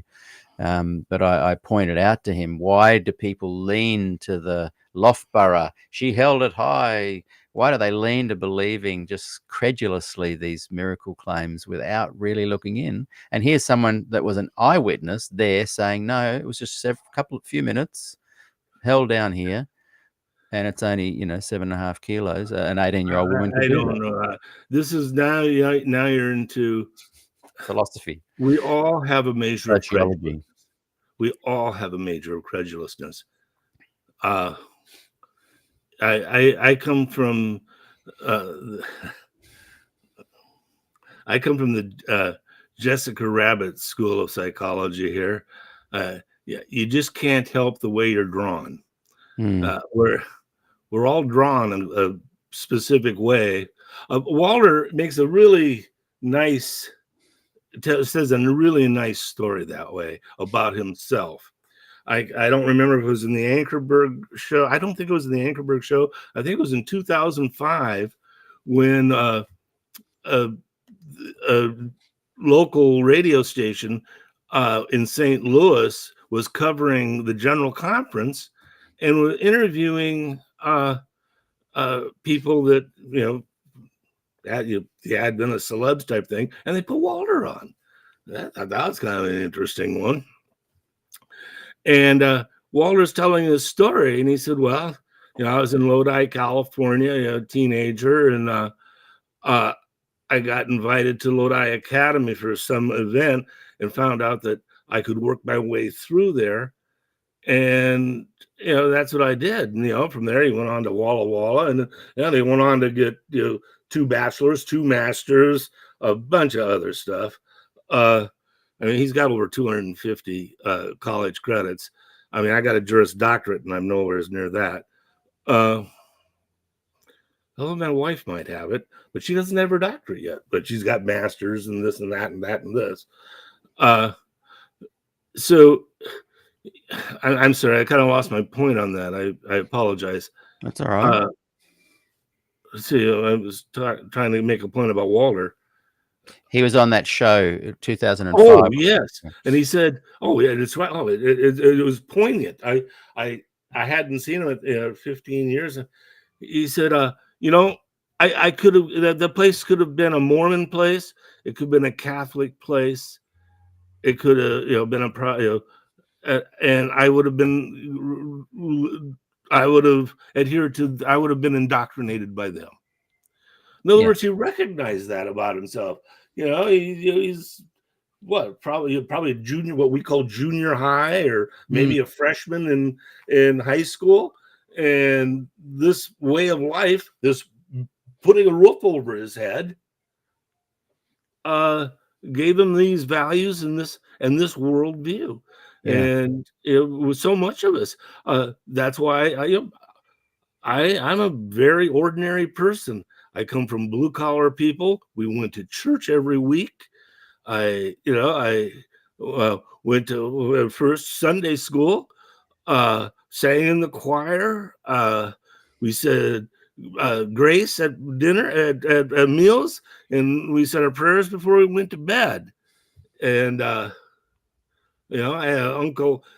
I wasn't even an Adventist yet, but my Adventist relatives were sending me year by year, tightwads, the Bible story by Uncle Arthur. Yeah. So took me a while to get them all. Yeah. Oh, yeah. they knew that they'd get you sucked in. But I mean, I read all the Uncle Arthur books, so I saw the I was taught the Bible was thematic, a single thematic story from Genesis through Revelation, and I had no reason. The people I loved all believed it. That was my frame. Yeah, the apple doesn't fall far from the tree. I'm just going to bring up Tim Bircham is watching. Hey, Tim, good to have you watching the show, and I want to comment on this, and I would love you to share some thoughts. Thanks, guys. I've now rejected Tim. By the way, Jim is a brilliant drummer. He's literally one of Australia's best drummers, and he's an Adventist, and he and I we did some gigs on the border of Victoria years ago.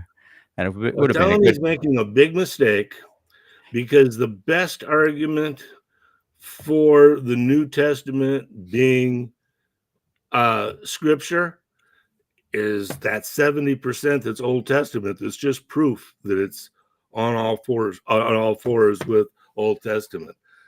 All of them used as proof of the inspiration of the New Testament is how they all used, especially Jesus, the Old Testament.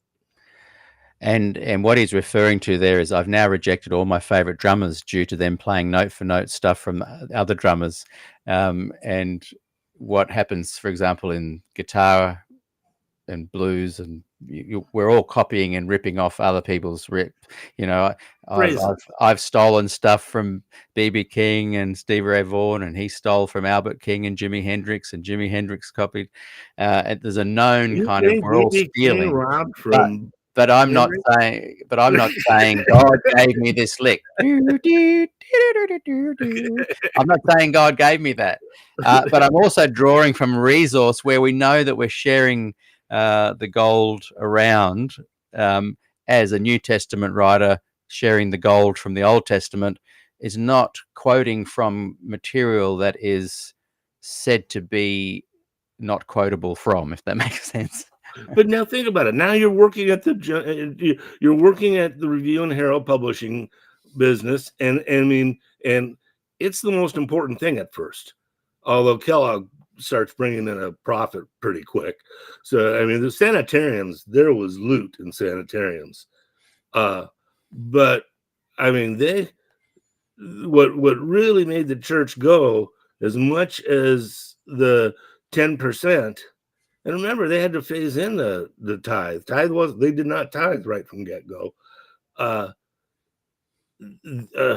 Publishing was the family business, and not just the family business, but the other founders. They depended upon publishing, and that's a frame. That's the way they saw things.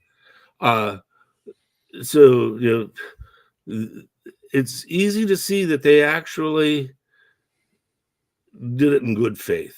There's absolutely no reason to just accept the contract and don't get into the conspiracy. The conspiracy is a separate issue. If it's you're making the decision on, I think you're making the decision on the wrong thing. Yeah. Know why you believe in inspiration. Make that, why am I thinking this is from God? That's a hard thing when you start thinking about it then, because what ultimately is the gospel? Ultimately, when you get them all said and done, they're all going to sum it up in one word. It's always summed up in one word: love. Well, when you're done, speaking of Maxwell's, my wife, when she converted to Adventism so we wouldn't be unevenly yoked, and I know the lingo, baby. And she took a year's course from one of the Maxwells. I can't remember if it was Graham or one of the other, and it was the one from Loma Linda. But he came into Linwood, did it at the Linwood Church, and he got college credits, the whole bit for it. And she wrote 2-page summaries of every book of the Bible. And I don't understand that. The Psalm's 150 and Titus is 1 page. How do you make a 2-page summary? But I don't know. But anyway, Ellen White did it. But and the way he was so cleverly, just like Uncle Arthur would do, just bring it all around to see how the entire point of that whole book was love. Boom, boom, boom, boom, boom. That's a good thing. But now let's go with that. So only Christians have love? No. In other words, you go to any part of the world, people that never saw a Bible, never heard a Bible, they know what love is. Yeah, true. They truly do. You learn a lot about God through nature. Well, okay, go with that. I'll tell you what nature taught. You see a whole lot of love out there, baby. Everybody loves. So do you need what was revealed to you that wasn't revealed to them? Exactly. Well, there's a story about this guy Jesus. Yeah. What So did you he better know reveal? why you believe what you believe. Yeah, good. Take it back to the source. And don't tell me it's about love, because damn it, there's been love everywhere. Yeah.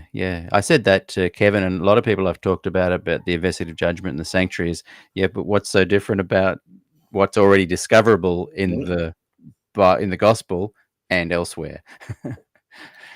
This is Joey. That whole stuff that happened on 22nd October 1844 by Adventism is in business called puffery. Make a claim that can't be proven. We'll take that as a comment. Rose Power. This is a good question. Why are people attracted to Ellen G. White more than the Bible? And I think, particularly when you read Steps to Christ and Desire of Ages, Marion Davis and other editors she had were really brilliant writers. Like I can just read some of that stuff, and I can almost feel Marion Davis's presence in the writing. I'm not talking about supernaturally, but she's making, even, is it Edersheim and those other writers that were copied from, she's making even them sound better. I think Ellen was lucky to stumble across Marion, and I think a lot of people are attracted. You're the musician, so maybe you have an ear that I don't have.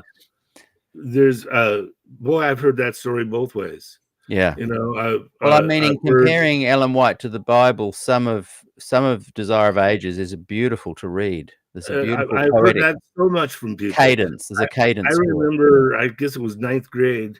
No, ninth grade would have been Patriarchs and Prophets and Kings. It was my sophomore year. Desire of Ages was literally my textbook in academy, and I found it laborious. My wife's not here, so I can say it. I always said she writes like a woman. Women always take a 200-page story and get it done in 800 pages. And Tom Clancy would do that too with his novels. Long works. This is, well, they go off into just deep. I mean, he give you 50 pages on machine gun specs. What does that have to do with anything? Another reason, though, is that she's just simply more contemporaneous. I mean, look at her messages, the health message. Well, but then that's problematic. On the one hand, why do we even need it if it has nothing to do with salvation? On the other hand, if it's inspired, and I mean, she even talks about it'll be vegetarians are the ones that are translated. Well, I mean, but then to go on and eat pork. Exactly. In other words, it's that inerrancy problem. Do you know, regarding the pork thing and the other things like you mentioned a few before, defining whether she saw them? We chatted a little bit about it, where she would say, I was shown, and people often use that as an indication that, yes, this is a vision. Or when she said women shouldn't ride bicycles, it was just an opinion. And at the time, based on some pretty good evidence that women's dresses would get caught in the spokes, there'd be mud everywhere. So when you're differentiating, is this from God or not, is that a good way to do it? I was shown. Well, a couple of issues. One is that a whole lot of I was shown was stripped out of the original telling of the stories. When you look at her earlier work, there are more I was shown than at the end of the work. They literally edited it. Became, in fact, they acknowledged that they were editing them out. And you're into that. Well, but what's evidence of that she was inspired? Well, the message has greater impact on you.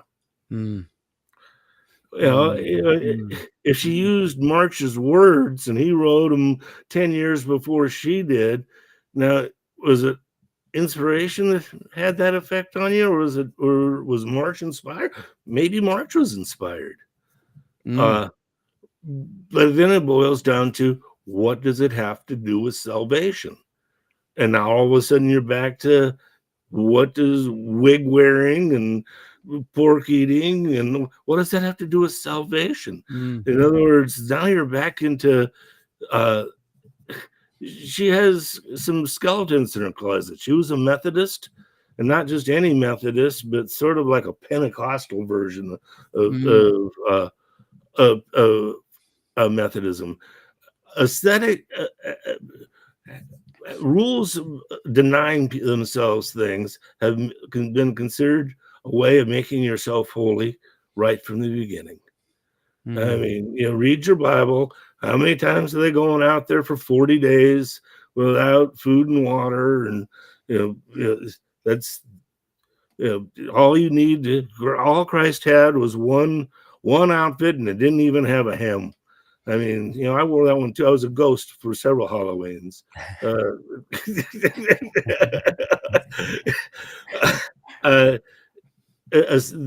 Somehow we always feel better by denying ourselves. I'm quite, I'm Bacchanalian on that one. Yeah. Here's another Arthur Klim. I'll bring up two things he said, and then I'll get you to respond. As Dominic Crossan famously said, my point, once again, is not that those ancient people told literal stories and we are now smart enough to take them symbolically, but that they told them. I read the about Origen, of calling the book of Exodus an allegory. I think that's what he was referring to. I think that's what inspired that comment, symbolically, and we're now dumb enough to take them literally. Look, we'll wrap it up soon, but let's see if there's some other comments here that we can bring on. And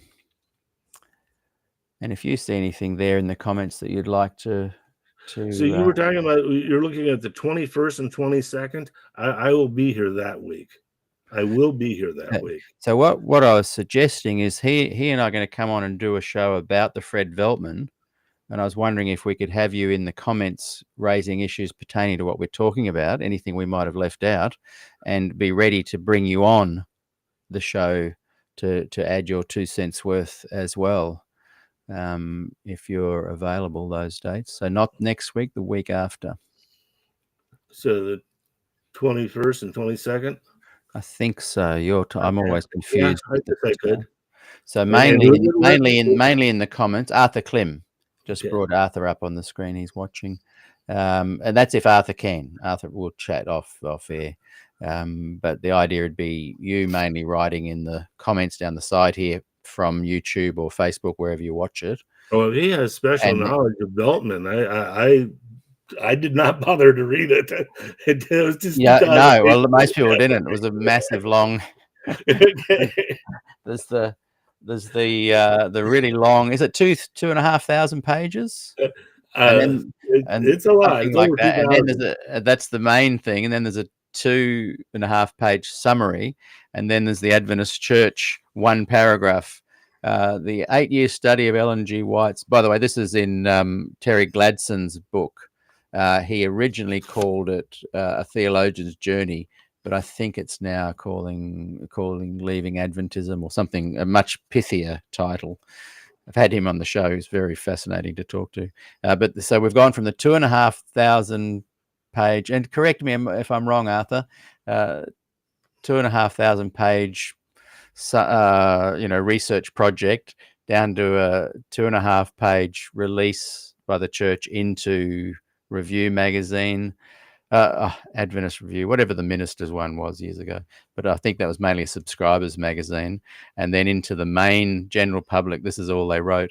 The 8-year study of Ellen G. White's possible borrowing of materials from other writings for her book, The Desire of Ages, ended this year with researcher Fred Veltman concluding that her book does contain some ideas and phrasing similar to those of other writers, but that it is independent of verbatim borrowing. Nothing to see here. Exactly. Why do they? I guess they're protecting. What are they protecting? And yet, if the people in the pew sees it, it would shake their faith. You can't have it both ways. Yeah, It that's right. just can't have it Yeah. both ways. So they're writing that one paragraph because they don't want to shake the people in the pews' faith. So that's it. Absolutely. Okay, let's have a look here. Someone's just commenting about you. Oh, hang on. Well, hello, brethren and sister. It's your friendly. Oh, Michael C. Michael, do you want to come on the show tomorrow? I've moved, by the way, those watching, Thunder is going to be on next Wednesday, Australian time, Tuesday evening, California time. And and Matthew Lucio is going to be doing part 2 on Thursday, Aussie time, Wednesday evening, America time. So, Michael, you've said lots of things over recent programs. I've said, come on the show and share your views. How about tomorrow? Come on, 5:30 California time, Wednesday. He's asked a question to you. This Wagner dude, is he SDA or former? You've answered that before. Former, yeah. I'm a complete backslider. The arguments that you use against Mrs. White, I think, are completely valid against the Bible. Yeah, exactly. You took the slippery slope of Ellen White gone. Oh, hang on a second. Bible gone. And Michael, someone has said that Jim is former. He no longer believes in God at all. And Michael C says, does not believe at all. That's sad at his age. I know that that's the way true believers believe. Yeah. And it's my witness that I'm happier agnostic than I was as a believer. Yeah. Much now, the big gripe against non-believers is that they would be God. That the reason we don't believe in God is we're putting ourselves in His place in the way we're programmed, and that's simply nonsense. Because I don't pretend to be perfect. In other words, it's you guys, you believers, who are saying if you believe in Him, somehow all the crap. Buddhists found out that life was suffering. Now that's half the world right there. When their conclusion was really, really different. Yeah, that's right. So it's just so very hard to reconcile God with the amount of bad things that there are, and putting it all on this fall and all. Well, then it just when you boil it down, it doesn't make sense. And when you read your Bible, it doesn't read that way. In other words, we got our story about what it's all about through proof texting that we plug every which way. Genesis doesn't open up all beautifully. I mean, it's amazing. The first 11, how much happens in the first 11 chapters of the Bible? It's breathtaking what happens in the first 11. You get rid of 11 generations of people. Yeah, that's what. Geez, that's one generation per chapter. Yeah. And I mean, for those, have you taken the path of seeing the value in the biblical myths, but also the Buddhist stories, the Taoist? Have you taken value in seeing that people need sometimes this template? I eat a little more cheese. Yeah, I eat a little more cheese. Yeah. In other words, I was raised with parables. I use parables every day. The whole message, what would Christ do? I use that every day. I think Jesus and I would have gotten along just fine. And like I pointed out to my 9th grade teacher, you got to love a guy whose first miracle was that he changed water to wine, and he did it to keep the party going. That's a good one. That took a second to hit. You took me from a serious moment to a comedic moment.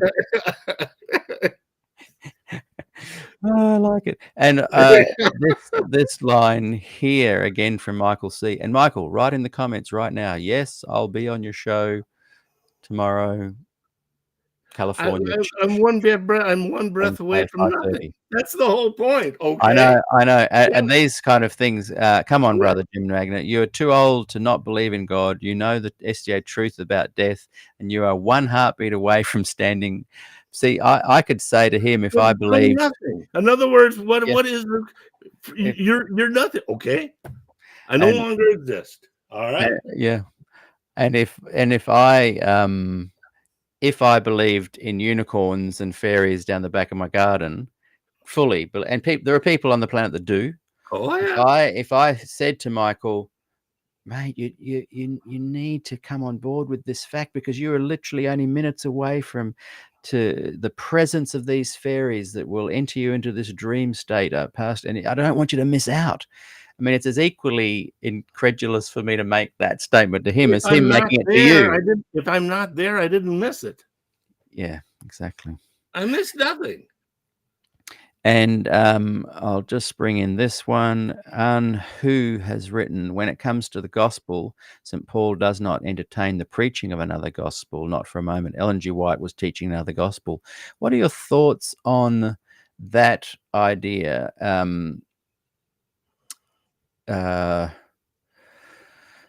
That if you just look at it as an observer, you're just looking at the Adventist Three Angels message gospel, and you're looking at the gospel of the New Testament, are they different, or is just one a more crazy way of getting to the other? They weren't different for me originally. In other words, I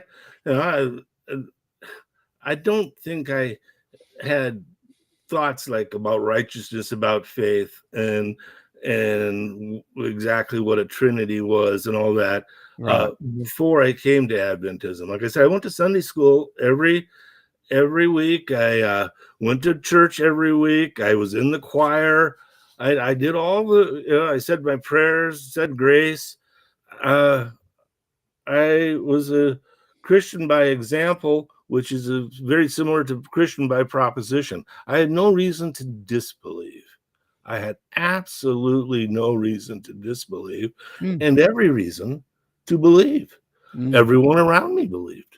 It certainly didn't hurt me, and it helped me. It did. I did.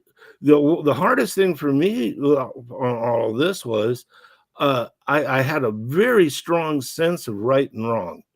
And then when we got into the mix with the church, and I'm thinking as an adult, and Adventist teaching, and not just Adventist, in fact, it might be across the board of Christianity, they teach that but for revelation, we wouldn't even have morality. We'd be amoral or immoral.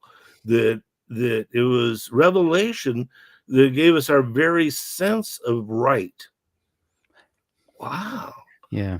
That's a very different proposition now, isn't it? And so one does not give up one's faith very quickly when that's your worldview. But it took me years to work through that. Yeah. I wonder how much people could say that's because of the indoctrination. Like people have studied people that are coming out of sects and cults. It's our culture. And culture, indoctrination is like propaganda. It has negative connotations. Okay. Yeah. I really try to avoid. But whatever it was that it took you a long time to tease yourself out of, what would you call that? Why did it take so long? It was a frame that we all have. We all are the product of our environment, and our genes have a tremendous amount to do with it. I mean, my goodness, athletic people have lived a very different life than intellectual people. Good-looking people Yeah. have a different life perspective than people that Mm. aren't so fortunate. Mm. And some of those good-looking people have found that it wasn't as good fortune as They as thought. it was supposed to have been. Mm. But I Mm. mean, you have a funny name, and Mm. that's part of your frame. Mm. You know, Mm. that's when that teacher calls your name and everybody laughs Mm. at it. Yeah. Wow. Yeah. Can change people's whole psyche. Absolutely, and Yeah. we're all of each one of us is a fingerprint Yeah. of differences. That's how different we are from each other. Yeah. But I guess And this thing that we're saying you're breaking from a frame indicates that some people do get to release themselves and wake up into kind of a different kind of reality. And I guess this article that I was reading was saying that people that do tease themselves out of these frames can take 25 years to do so. I just read a book called where is it? I don't know. Called what? Uh, Determined, a science of life without free will. This guy is, he's my age. He's led an extremely interesting life, and yet he argues that we don't have free will, Mm, that everything is determined, that you were perpetually controlled by your frame, just mm, purely, perpetually controlled by your frame. And you think about it, that's what we've been taught since the mid mm, 1800s mm, about evolution, and they're caught in materialism and mm, determinism, and those it's sort of like T stands for trouble. It rhymes with pool. It all like right mm, out of mm, the Music Man.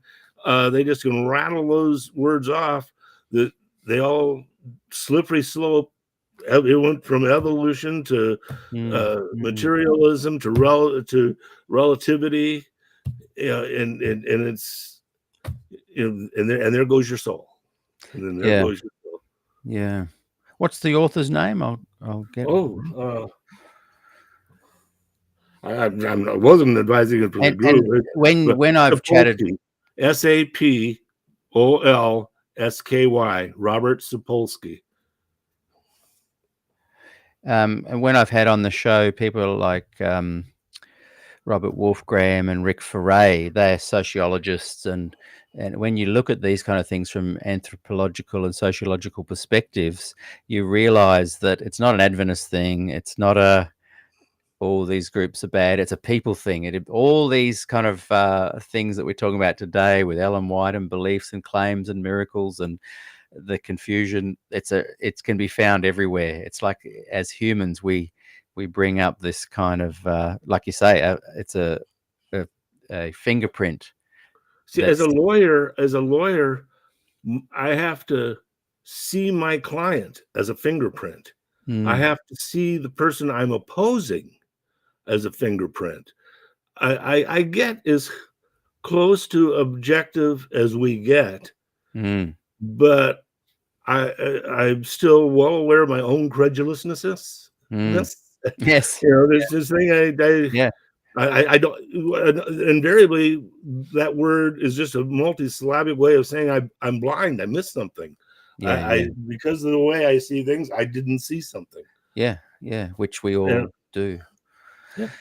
Okay, just shifting gear a little bit. Matthew Licio, Matthew, thanks for watching. Loved our interview last week. Don't forget, you're on next week, Wednesday, 5:30 p.m. your time, or 6:30, but same time as last time. And Matthew said, did I miss how we can get this PDF? And Test the Prophet has said, Matthew, I don't believe it has been offered yet. So here's a little bit of good news. And I want to thank Stephen Beagles. He's helping me set up a very basic SDAQ&A website, and it's going to have essentially two things on it. One, well, there'll be three if you count the hello and welcome. Here we are. It's going to be a very, very simple site. And thank you, Stephen, for helping. There'll be another little tag you click, and it'll go to all the links to all the episodes from season 1 right through till now. And also there'll be another thing called resources, and all of Jim Wagner's PDFs that he has sent me over the last 12 months or however long since our first interview are going to be housed on that link. So Matthew and Test the Prophet and anyone else of the many who have requested me to email these resources, that's where you'll go.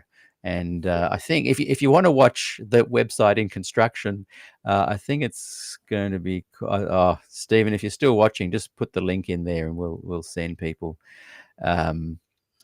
because it's you'll see it in growing. And I think there's 2 links to the podcast and maybe 1 link to one of your things, and we haven't even done a proper welcome yet. But yeah, so that's exciting news, because it's going to be a one-stop place for people to click all the interviews and all the resources that we build. And at this stage, Jim Wagner's resources are going to be the most prominent ones in that section there. And Jim's given permission for us to do those links. So that'll be a really great spot for people to go and pore over these things, and today's document, which we read earlier. So yeah, excited about that. Now we are coming to the end of our program. Was there anything you saw in the comments? I'm sorry, no. That stood out. Can't see if Michael C has accepted my request.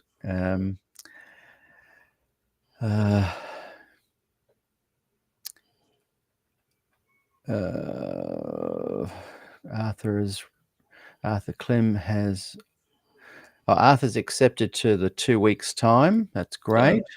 And as I was saying, you don't have to come on, and you don't have to do the comments. But I just thought you knew about that era and may have some thoughts on it. And Arthur's written, "You're right about the length. I agree with Jim about the arguments applying to the Bible." That's the thing there. Okay, well, I'm just going to quickly scroll down. And here we go. Thank you, Stephen. It's not even going to be I think it's .com there, isn't it? Instead of .sim. So SDAQ&A.wordpress.com. That's where it's going to be. And there's stuff there now. If you want to watch a work in progress from starting literally in the last few days, it's not going to be a big flash, amazing website that you can explore. It's nuts and bolts. Check out the interviews. Every interview will be listed there in order eventually. And every resource that we come across from people I interview will be there as well. SDAQA.wordpress.com, I think. Yes, .com. Let me bring that up again. So thank you. And Moto Sapien has put, wow, good on you, Stephen Beagles.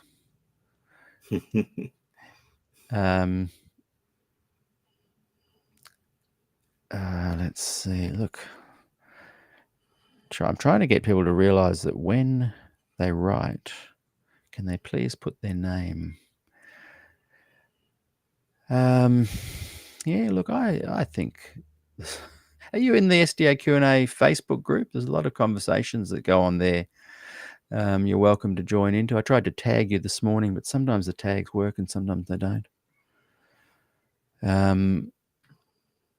Yeah, so yeah, well, any closing thoughts, any summary of what we've chatted about today? I'm sure they're probably tired of hearing from me.